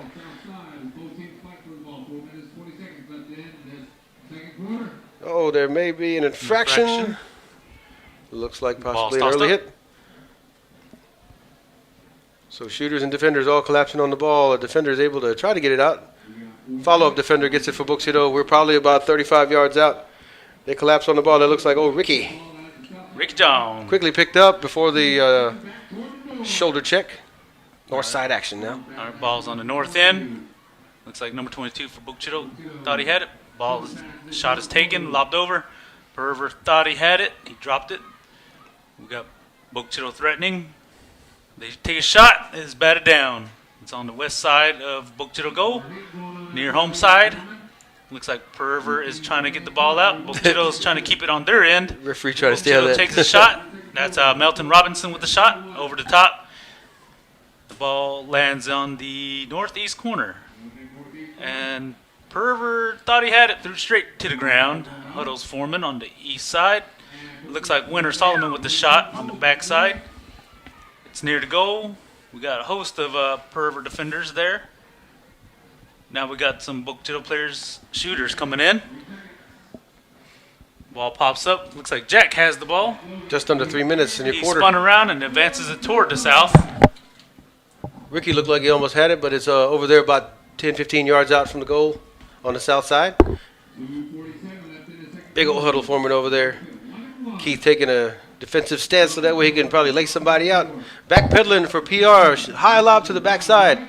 If he was just a foot or two shorter, he probably would have hit the top of the pole like the last score, but the ball goes out and the ball goes up by your official. We're on the easterly side of the south pole. That looked like Randy Nicky with the shot. Picked up quick and Bookchido defender Bookchido advances toward the gets it north, down the all middle. the way to the north. wow, that was a hard throw. Then we got Jack Logan again. Jack looks like he's going to throw it to about the 45-yard line. Batted down, it's on the roll. Quickly picked up before a takedown. High shot, but it's not high enough. SWAT team able to get it for BC. It's on the ground and quickly picked up. They shoveled it over the shoulder. He shovels it a little too close to the front of the goal, though, and shooters are trying to do something again. And nothing on the backside over there. Backside shooters trying to pick it up, number 25. Uh-oh, who's that? 64? I can't see the number. He's evading a tackle, evades a shot. Shot taken from west to east. We're right there, still on the west side, picked up by Bookchido defense, and here it is to the north side. He throws it about 50 yards in the air, bounces and rolls all the way to about 5 yards away from the goal on the west side. Shot is taken, lands on the backside. Bookchido takes another shot, is batted down. Ball situated about 5 yards away on the east side of the goalpost for Bookchido. Looks like Perver comes out with it, advances toward midfield. We got host of defenders waiting and centers waiting for both teams. Minute 15 left in your second quarter. Looks like the ball is thrown straight up. It's near home side, near 45-yard line. They're battling. All right, ball goes out of bounds about the 40-yard line. Ball's tossed up. 1 minute left in your second quarter. All right, that's number 97 for Pervert. Advancing to the south. That's Tayshawn Mingo. About 35-yard line, picked up quickly by a shooter and sent to the backside. High lob. Ball's almost out of bounds, and it does go out. No, it's still in play. It's still in play. Still in play. Shots taken. Pearl River keeps it in play, batted down, and it's in front of the goal. Now it's to the east side of the goal. Bookchido shovels it over. Nope. They're able to get rid of it just before a takedown. We're right in midfield again. We're about the 49-yard line. Picked up quickly by Pearl River. High lob. Sagel Jimmy with the shot. It goes in front of the defensive trees, as I call them, for Bookchido. 23 seconds left in the second quarter. They're all collapsing on the ball right now. Shooter takes another shot. It falls short. We're still on the east side of that pole. Sticks are going up for Bookchido defense. We've got 10 seconds left in the second quarter. Pearl River trying to make a miracle happen. No, but BC defense gets it out of there. We're on the north side of midfield. Ball lands about 35-yard line. It is scooped up and missed by a Bookchido shooter. There's a huddle going on, and that is the end of the second quarter of this great matchup. Pearl River is trying to make sure that last year doesn't happen again. They are putting up a good fight. They've got a lot of motivation to do so. Bookchido having a big drive to get that four-peat. So y'all don't go nowhere. Get your freshen your drinks, get some more snacks, Take a and break, buckle your seatbelt get a on the breather. couch and don't go nowhere. Don't go anywhere. We'll be right back, ladies and gentlemen. Righty. Come visit the Cheta'imi Cultural Center, located in the Choctaw Town Center. Learn more about the Mississippi Choctaw through the historical timeline on display, 8 traditional art forms, watch an informative video, and purchase cultural items from the gift shop. Open Tuesday through Saturday from 9 a.m. to 5 p.m. Tours available upon request.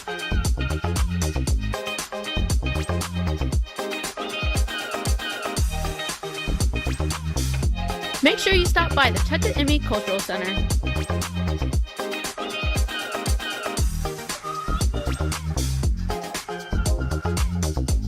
Stop by Fair Week and get free admission with your Choctaw Indian Fair ticket. The Cheta'imi Cultural Center will be open Wednesday through Saturday, 9 a.m. to 5 p.m.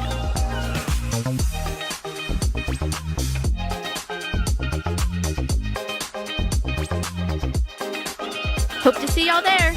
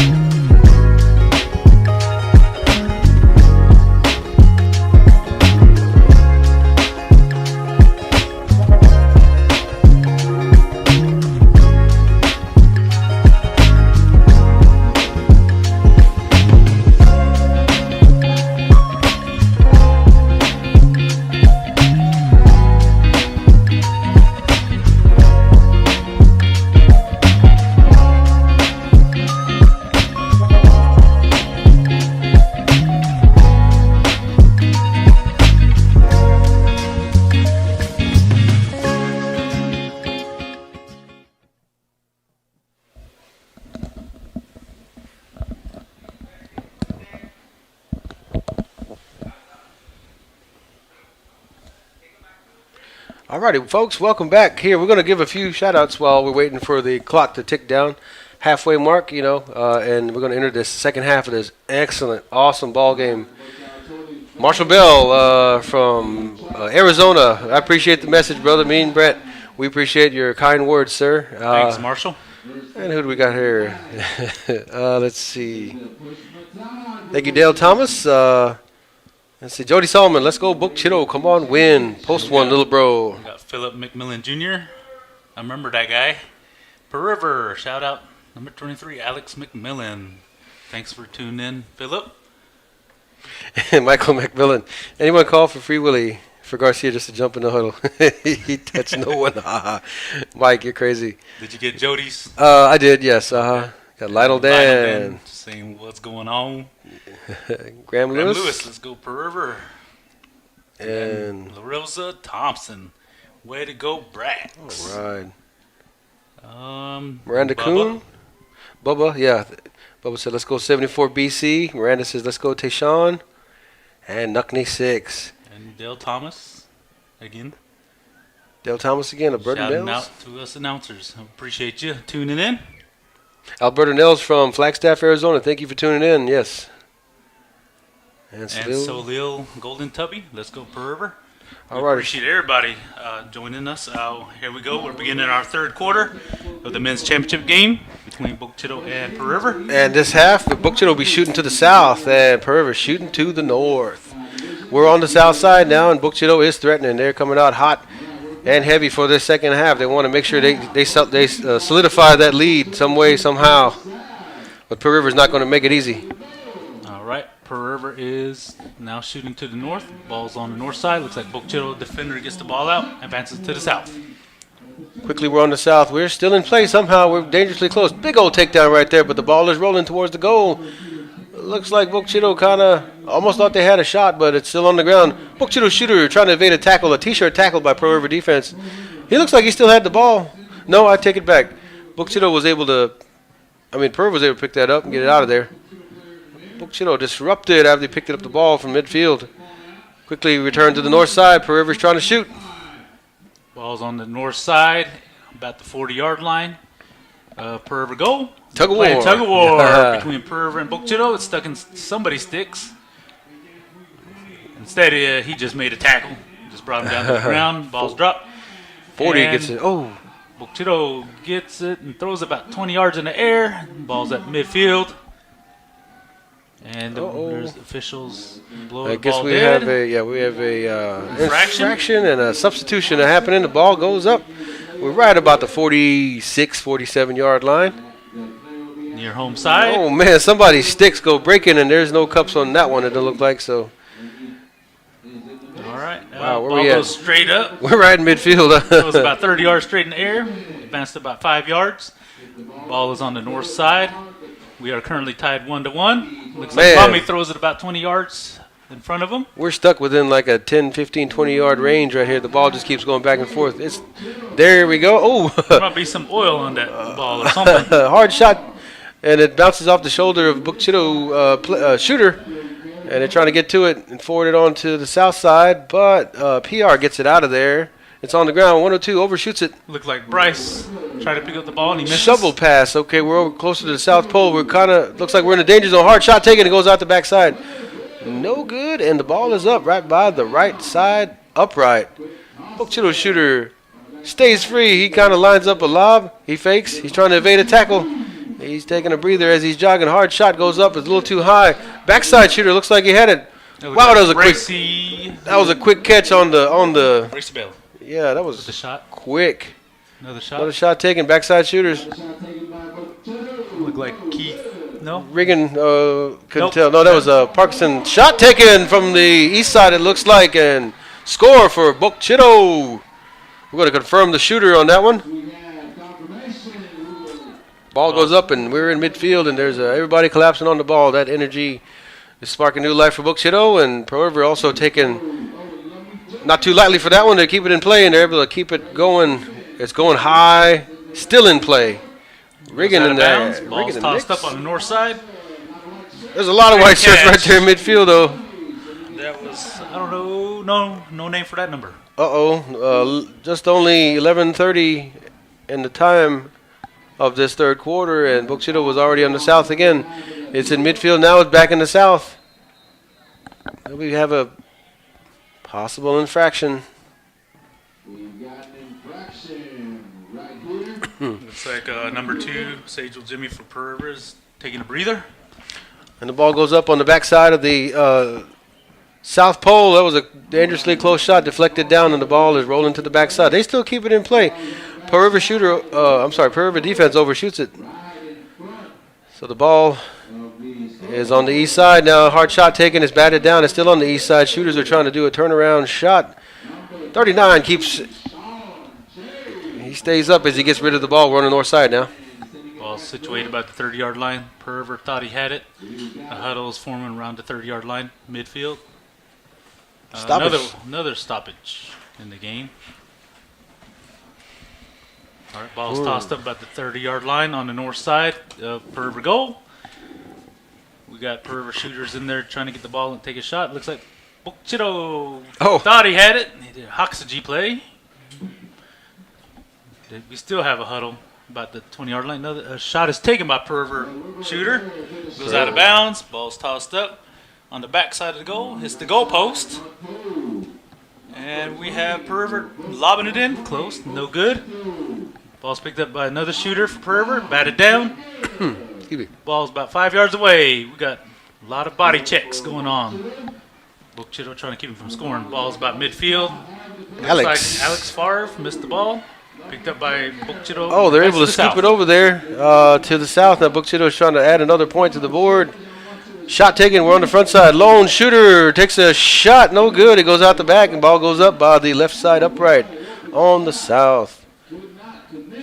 Shot. The shooter takes a shot. We go east to west. Alex in the mix over there. He overshoots it. Oh, he's able to get it. Keep the ball in play. Hard shot taken. It's right. It's going up the track. 29 almost gets it for Bokchito. He stays with it. Let the ball goes out. That was Lummy with the hit. It looks like Bokchito advances back to the south toward the shooters. We're probably about the 20-yard line. 101 takes a shot. I guess it gets batted down, and Pearl River gets a hold of it. That was Denny Morris. Oh, but they're still in the area, though. I guess the ball got deflected or disrupted downward. Huddle forms on the west side of the south pole. And number 21 is that Melton Robinson. Runs Melton around. Robinson with the shot. Takes a hard shot. It goes way up to the about the 25-yard line. Picked up by a fellow shooter on that backside. Probably center shooter. That's Jeremiah Robinson with the turnaround shot about 30 yards away. Lob to the backside, and finally a shot from the back to the front, or swatted away. Everybody's colliding and collapsing on the ball. We're probably about 15 yards out from that pole over there. Ball shakes loose, but it's still on the ground. Another huddle forms. We're probably about the 25-yard line now. Eagle-eyed officials are keeping a close eye on any infractions and make sure nothing happens. Everything's still well within bounds. A shot was shoveled over, and it lands way in the back. I guess the ball went out, and the ball goes up. Shooter from the east side. Ball is batted down. Another shot taken. The ball is really in the danger zone right now, and let's see what happens. The ball gets kicked out somehow, and defense gets it out. We're about the 45 on the north now. All right, looks like ball is shot by a Pearl River player. Oh. Ball is right next to the feet of the goalie. The goalie kicks it out, and his player, his teammate, picks it up. Oh, he slips. The grass is Take him by the grass, and the grass blocked that one too. Oh, His teammate's there to help him out though, and advances toward the south. ball picked up real quick by Pearl River. Sent on up. Looks like Ansley Quick Henry, reaction Lummy, right thought he had there. it. Lummy. He soccered it over to the south side. Stays with it, though. Oh, but it's on the north now. Pearl River throws it up north on the west side. Because it's the best side. The west side. And there's a huddle forming. The northwest corner of Pearl River goal. Looks like Bokchito came out with it. He tosses it to his teammate. His teammate picks it up and advances it toward the south. South of midfield. Oh, quickly picked up by Bokchito Center's high lob to the back. Man, that pole is crooked. Shot taken from the east to west. Waved off, no good. And the backside shooter sends it on back to the west. Bokchito shooters are just going back and forth a little bit. Like a tennis match.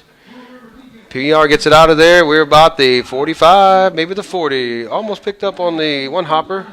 Ball's thrown straight up by Perver Shooter. Ball is situated near home side, about 25-yard line. Number 24 comes out. Ooh, high It's a lob. hard shot, Traden Stevens. And the ball's on the other side of the goal. Lob is taken. It's about 5 yards away. Looks like Bookchitto gets it out. Renzo looked like he got it out of there. Number 6 comes back in with a shot. It's high, but maybe not be high enough. Number 6 is Zane Lilly. Ball's on the west side near home side field. And right now we got Perver lobbing it in towards his goal. That was number 1. That Keith was gets Canyon up. Jimmy. Keith gets up about 13 feet in the air. He gets that ball out of the way. Looks like, D'Artalian for the defense gets it out toward midfield. We got Lonzo Henry in the mix. Trying Alex to sit on the ball. Favre. Ball's currently on the north end of the field on the Perver goal. Perver Shooter has it, takes a hard shot. Oh, Goes over the top. Looks like Frankie dropped it. Bookchitto's defense stacking up. All right, Bookchitto gets it out, throws it toward midfield. His teammate slips, and it goes further down south. 5-10 in your quarter here, third quarter of this mad ball game. Take down just after the release. He still gets the shot off, and the ball's on the backside. Lob is taken, batted down by the SWAT team. We have shade under 5 minutes left in the third quarter. Looks like Bookchitto gets the ball out, throws it about 50 yards in the air, and Pearson Farm catches in there, advances toward the south. He just took a stance, watched it come down into his cups, and then flicked it on down to the south. We're about 44 minutes and 32 seconds left. Shooters try to get to it. For Bookchitto, Perver gets it on out. We're still about 40, 45 yards. They throw it over the shoulder. No, it's still in the neighborhood, turning into a huddle. Alex Favre with the return. Ball lands about the 10-yard line, and looks like Robert Garcia Jr. takes the lob, goes over the top. Looked like his brother was there, Frankie, and hit his sticks and bounced to the back. Ball situated about 5 yards away from the backside of the goal. Shot is taken. It goes toward midfield. All right, ball's coming back up to the north side, advanced by Perver Shooter. 13. Jack Logan's trying to take a close shot. He takes a hard shot about 10 yards away. No good. From west to east. Another shot is taken from east to west. Batted down. Ball's currently on the west side. The northwest side. Looks like Frankie missed that one-handed scoop. We've got a huddle going on northwest corner. Bookchitto advances to about 30-yard line on the north side. That grass Zane gets Lilly slick out there. takes a shot down. Another shot is taken by Perver. Another shot is taken that from was west a high east. shot. He was close. And another shot is taken from east side to the west. Perver's threatening to score. 3:06 in your quarter. It's lobbed in, batted down. Another shot is taken. Another shot is taken as the shooter's taken down. The ball's on the northwest corner. Jack in the mix right there. Jack has the ball. He takes a shot on his back as he slips. Looks like Bookchitto has the ball stuck in the sticks, and he's fumbling it. Fumbled it and dropped it about 3 yards in front of him. Man, there's too Shooter much grease takes on a the shot. field. Yeah. Too much bila.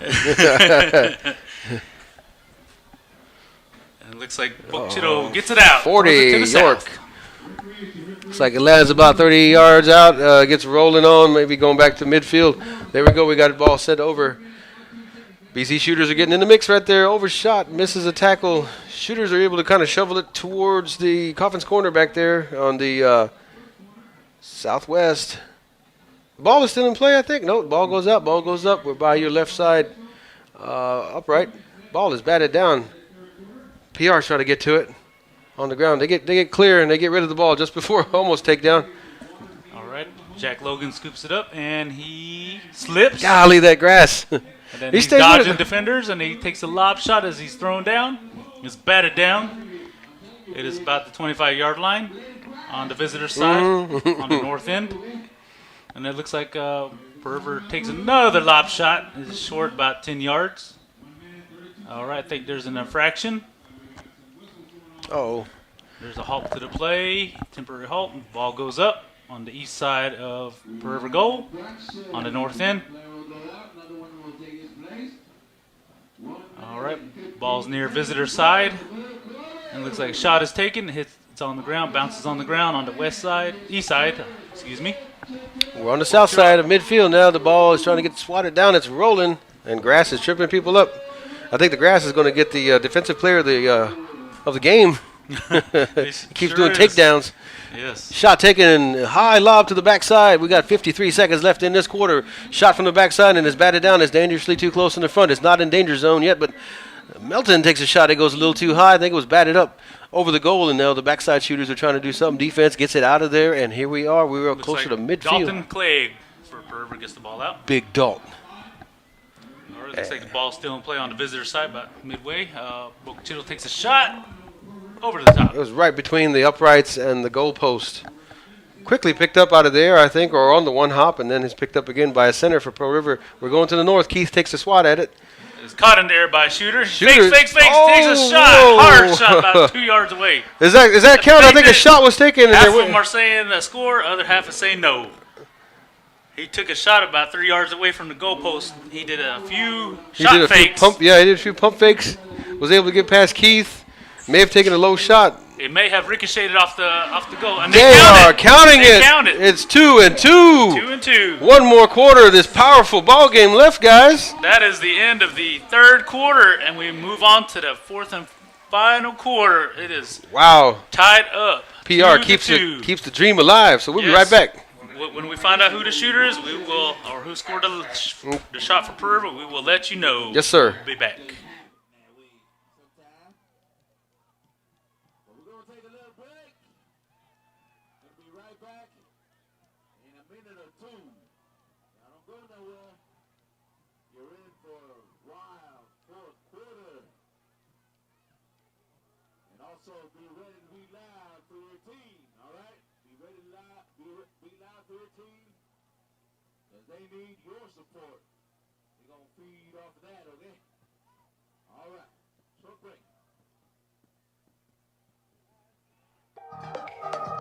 Come visit the Cheta'imi Cultural Center, located in the Choctaw Town Center. Learn more about the Mississippi Choctaw through the historical timeline on display, 8 traditional art forms, watch an informative video, and purchase cultural items from the gift shop. Open Tuesday through Saturday from 9 a.m. to 5 p.m. Tours available upon request.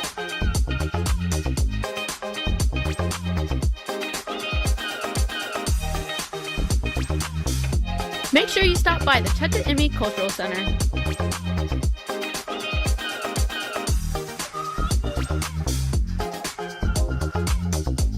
Stop by Fair Week and get free admission with your Choctaw Indian Fair ticket. The Cheta'imi Cultural Center will be open Wednesday through Saturday, 9 a.m. to 5 p.m.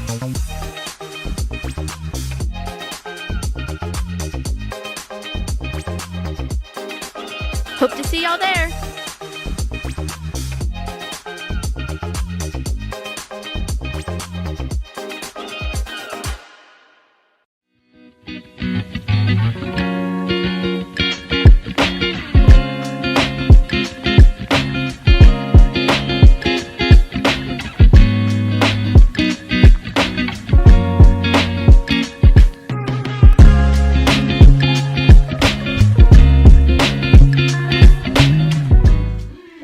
Welcome back, Kabucha Tuli fans here in Choctaw, Mississippi. Now, who are you guys pulling for? We'd like to see that on the stream.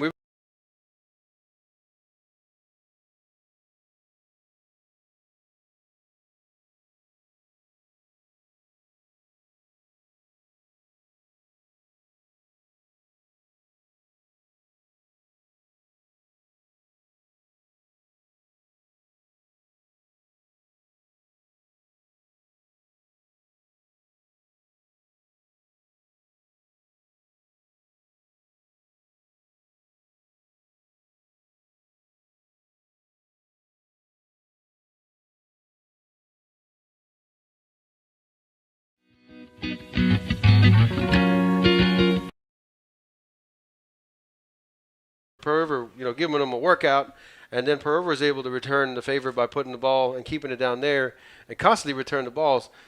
The centers for both teams are doing a tremendous job, and like I said, they've both sort of trying to wear down each other's defenses and try to sneak in a shot. So who was the last one to shoot that last shot? We're going to still try to confirm that. I'm trying to find out. Yes, sir. Yes, sir. But, man, whoever that was, they did a few pump fakes, ran it in, zigzagged around, and snuck one in there, and the referees decided that was a score. They made the defenders jump up, and as they jumped up, they scooted around them, and a few of them jumped and took a shot about 3 yards away. Also the grass, man. And the grass is winning. The grass is, yeah. But it's still competitive. I like them sliding around, running around. Jokingly, they'll say, "Hey, you got to play against the people, your opponent." They'll jokingly say the refs, and out here, you got to play against the grass. Even the grass is an opponent.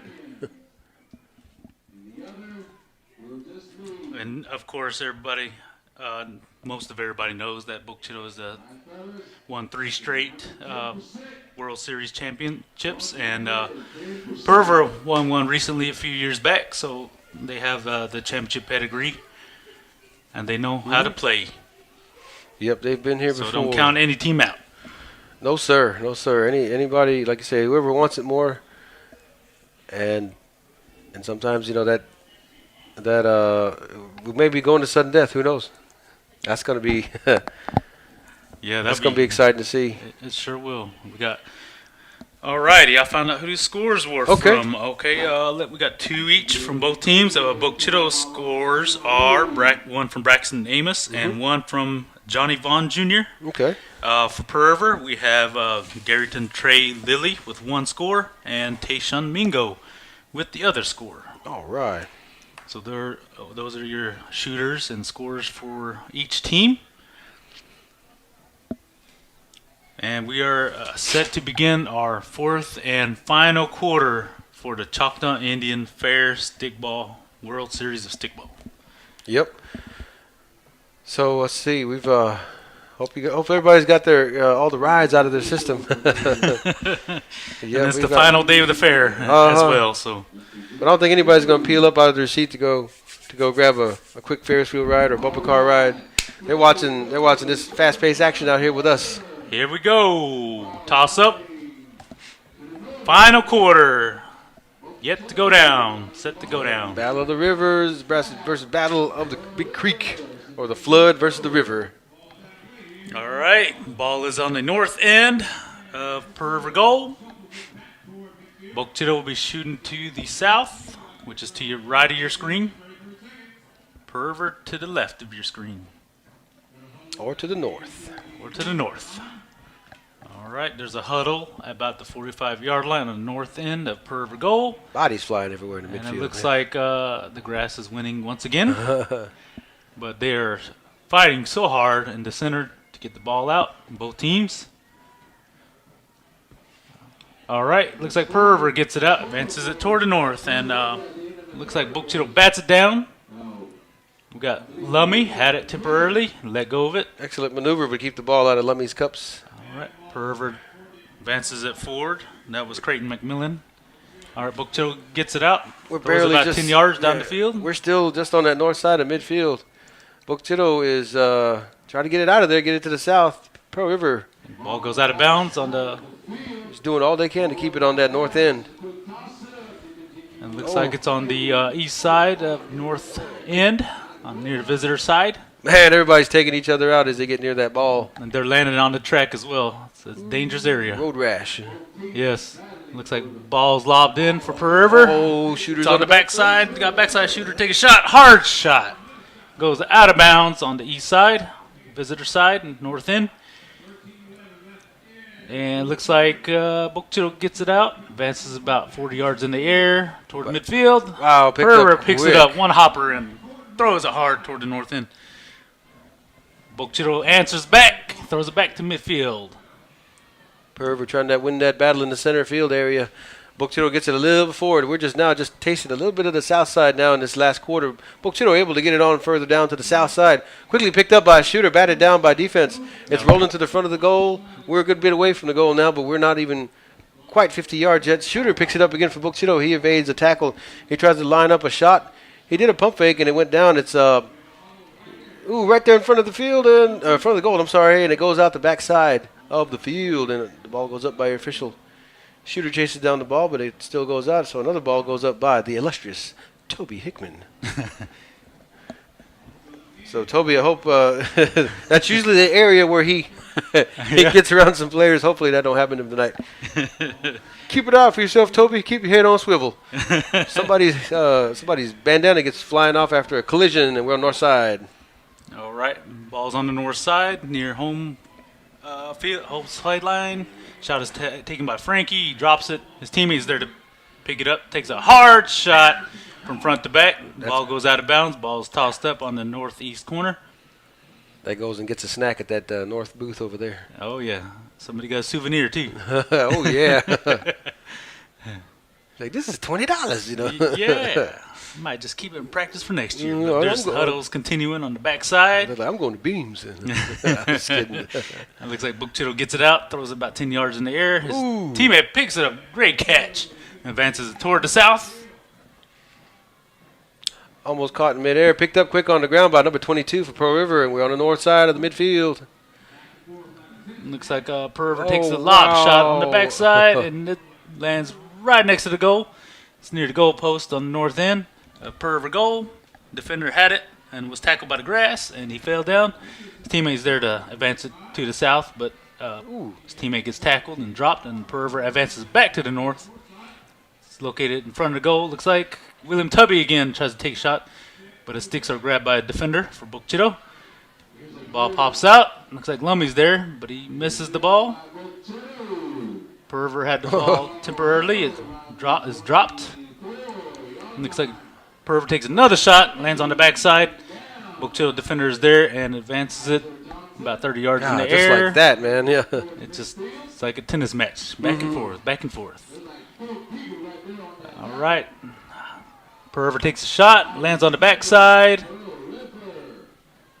It's out of bounds. Ball's tossed up near the goalpost on the north end for Pearl River goal. Bookchido catches in there. He runs and advances it to the south. Finally, we're on the south side now, and PR's in the neighborhood. They get it on the fly. No, they overshoot, and it turns into a small huddle. Pearl River keeping it down. They're keeping it away from the Bookchido center so that way they can get a shot back onto the north. And there's Pearl River center running on down and rearing back and firing. Looks like it goes out of bounds on the north end. Ball's tossed up behind the goalpost. Bookchido defender catches it, advances it toward the south. Fast Looks Jack like overshoots. Who's number one for Pearl River? I'm sorry. That would be Canyon Jimmy. He is quick. All right. Ball's at midfield. Great catch by the Bookchido defender. Advances to the south. Almost picked out of the air from the backside. A shooter from the east side for Bookchido gets a hold of it and shoots it. It's batted around. Ooh, takedown right there right before they get to the ball. There's 9 minutes and 12 seconds left in the fourth quarter. These of two this teams game. do not want to go to sudden death, but they want to make something happen before the end of this regulation 15 minutes. Number 11, Looks like I think. Alonzo Henry. He for digs it Bookchido. out and sends it on down. We're probably close in that. We're probably in that danger zone area, and everybody's collapsing in on it. Shooter's trying to take a shot. No good. No calls made by any referees, and we're out back in midfield again. Looks like Pearl River has it. Looks like Lummy picks it up. Lummy He's gets dragged to it. down, but he gets the shot off. Shooter on the backside trying to take a shot. Picks it up, takes a shot. No good. Front side shooters are lining up for it for Bookchido, but no, PR gets it out of there. We're in midfield. Score is currently still tied at 2 apiece. We're at 8:32 at the rest of your game at the moment, regulation. Ball's about 45-yard line on the south end. We got a huddle on the far side of the field. Far near east. Visitor. The far east coast. Oh, shot East taken. coast. It rolls to the back. Shooters try to get to it, but defense is collapsing on anybody with a white jersey that even gets near the ball. Ball is still in play. They're able to get it out. Nope, it's on the huddle now, right by Coffin's corner. There's grease on that ball, I'm telling you. Grease on the grass. On the grass, too. Yeah. Grease in the air. Yeah. They're finally able to get it out. I think the ball, it's still in play. Oh, they get it almost out. It Oh, pops it went out of sticks. bounds. Yep, so close on the boundary line. But for safety reasons, they do a toss up when the ball goes out of bounds onto the track. Ball is shoveled over. We're probably about almost at the 40. Looks like Oh, Jeremiah Robinson he does picks the up trick ball, sticks, scoops it up with one cup. but it is short. Big Kid. I forgot that's his nickname. Man, that was an excellent play he did, but Pearl River gets it out. It's advanced to the north end, and it is bouncing all the way down about 10 yards.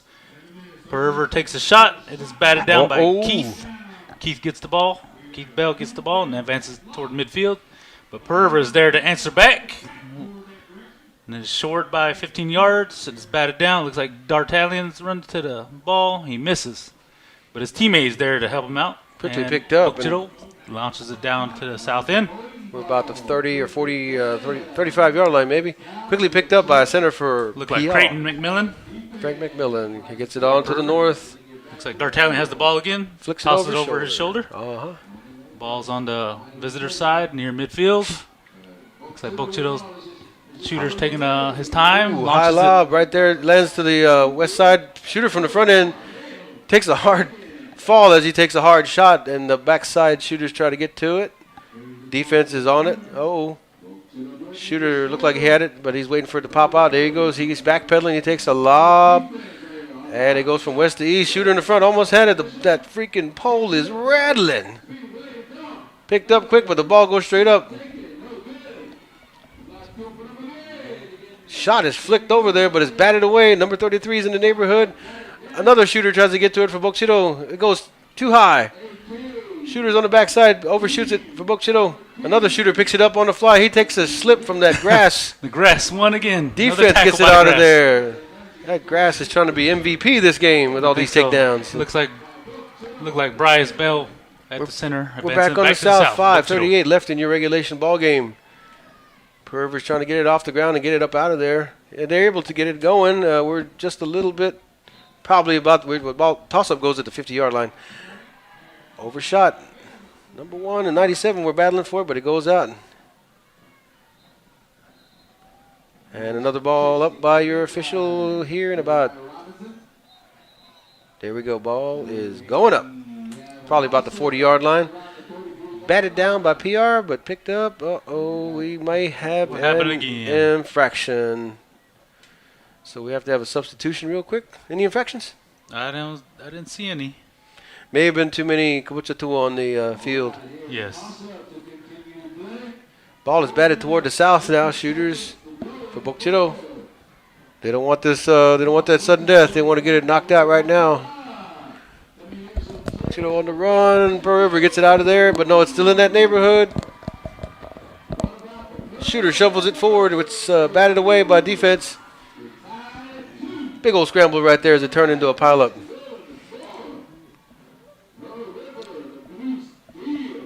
There's 4 minutes and 22 seconds left in the game, and we're still tied at 2 apiece. Pearl River gets it dead center in midfield.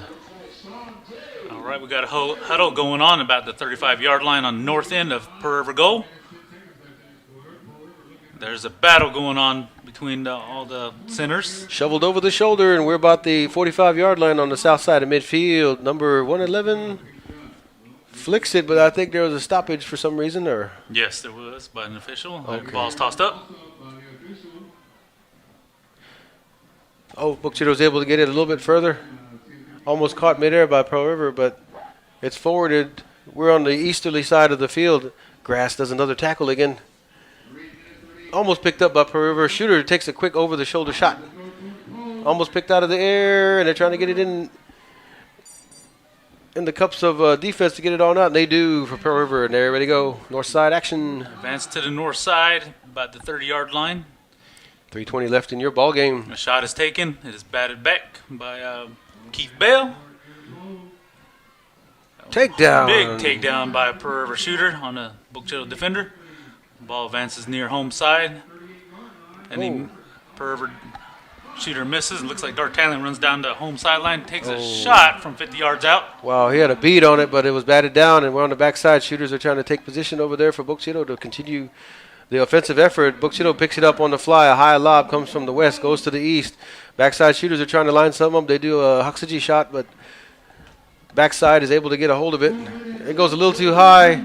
We're back on the west side again. Pearl River sort of shovels it out, but it's in the neighborhood. Shooter takes a shot from the west, and it goes batted out the back. It's still in play, though. It's right by the field goal, the right side of the field goal. And the ball goes up, Pearl River colliding on the ball, shovels it over the shoulder. It goes high, but it's still in the neighborhood, too close for comfort for Pearl River defense. And the ball is dug out. It goes up. It's still in the neighborhood. It gets batted away, maybe caught and shot. It goes out to the east side. Michael Robinson for Bookchitta with the shot. Robinson, okay, we got a lob from the backside. Shot taken. It was good. I'm not sure if it was caught from the front end or connected from the backside. There's a backside shot caught at the front and a shot.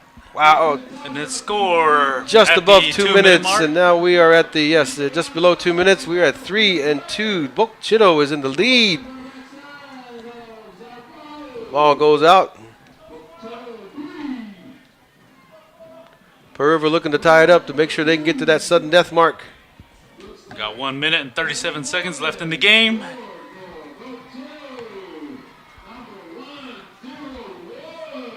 One zero one.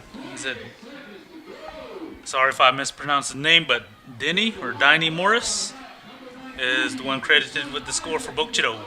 Pearl River has the ball on the north side of the field. There's a big collapse of defense, and everybody's just going for broke over there to make sure that Keith Lorenzo Bell gets it out. He sends a high lob. 1:10 left in your ball game. Looks like Pearson Farr for Bookchitta advances it to the south. The ball is way over there, deep in PR country.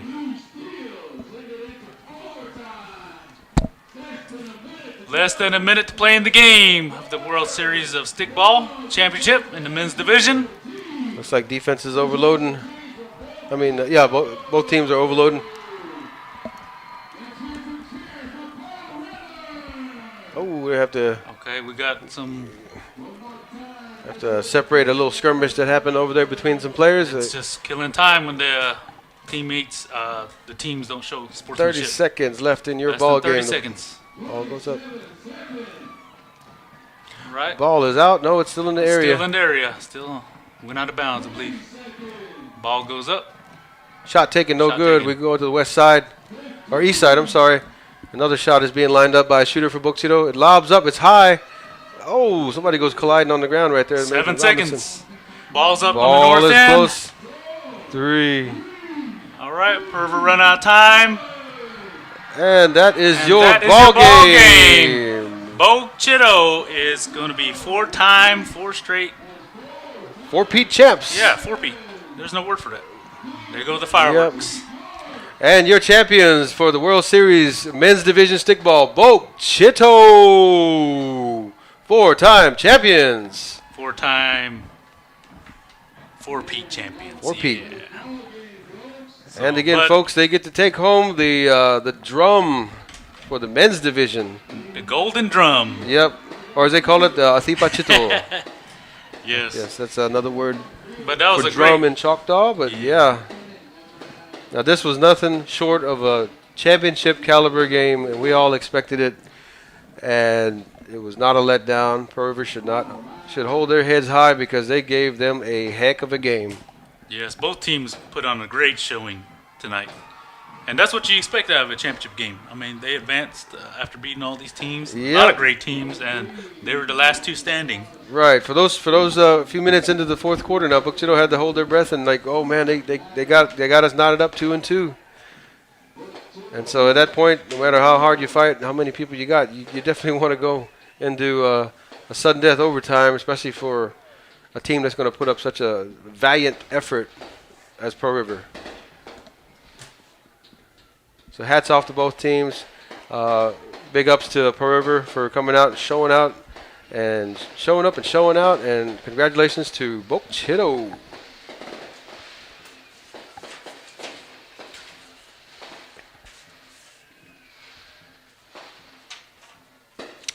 And now as we wait for everyone to complete their congratulatory, how would you call this right here, this portion? I would it's say like a it's the- sportsmanship. It's, I guess, the championship ceremony Right. where you present trophy to the first place and runner-up, and sportsmanship. And then we're going to announce the MVP as well. Yep. Both teams put on a great show. It was defense in the first half, and then we had a. The shooter stick started warming up. Yes, they sure did. But We're going to be right back in a minute. Oh, wow. So we have a report. Who is it again? You can go ahead and read that for me. all right, the bracketology winner is Gabriel Bell. Is that the fireman Gabriel Bell? I'm wondering. I believe so. It's the only Gabriel Bell. The bracketology winner. We may wonder which one it is, so we'll figure it out. But yeah, Gabriel Bell is the winner of the bracketology. I wonder what the prize is for that one. I think it was posted on Facebook. Oh, the Xbox? Oh, wow. Okay, so winner for that is the Xbox. I saw that up here earlier. That was the one donated by Boys and Girls Club. Oh, okay. Well, congratulations to Gabriel Bell. Okay. Xbox. Winner of an Xbox. Excellent. I think maybe the Xbox One S or the One X. I can't remember what it is, but I was like, don't leave that in here because I might have to take that home. But I guess that's what that was for. We saw earlier. Oh, the Xbox. Uh-huh. So congratulations to Gabriel Bell. If there's more than one Gabriel Bell, we'll try to make sure you get the chance to call the correct offices and make sure we can specify. Yes. Because I'm wondering if there is more than one Gabriel Bell now. You never know. You never know.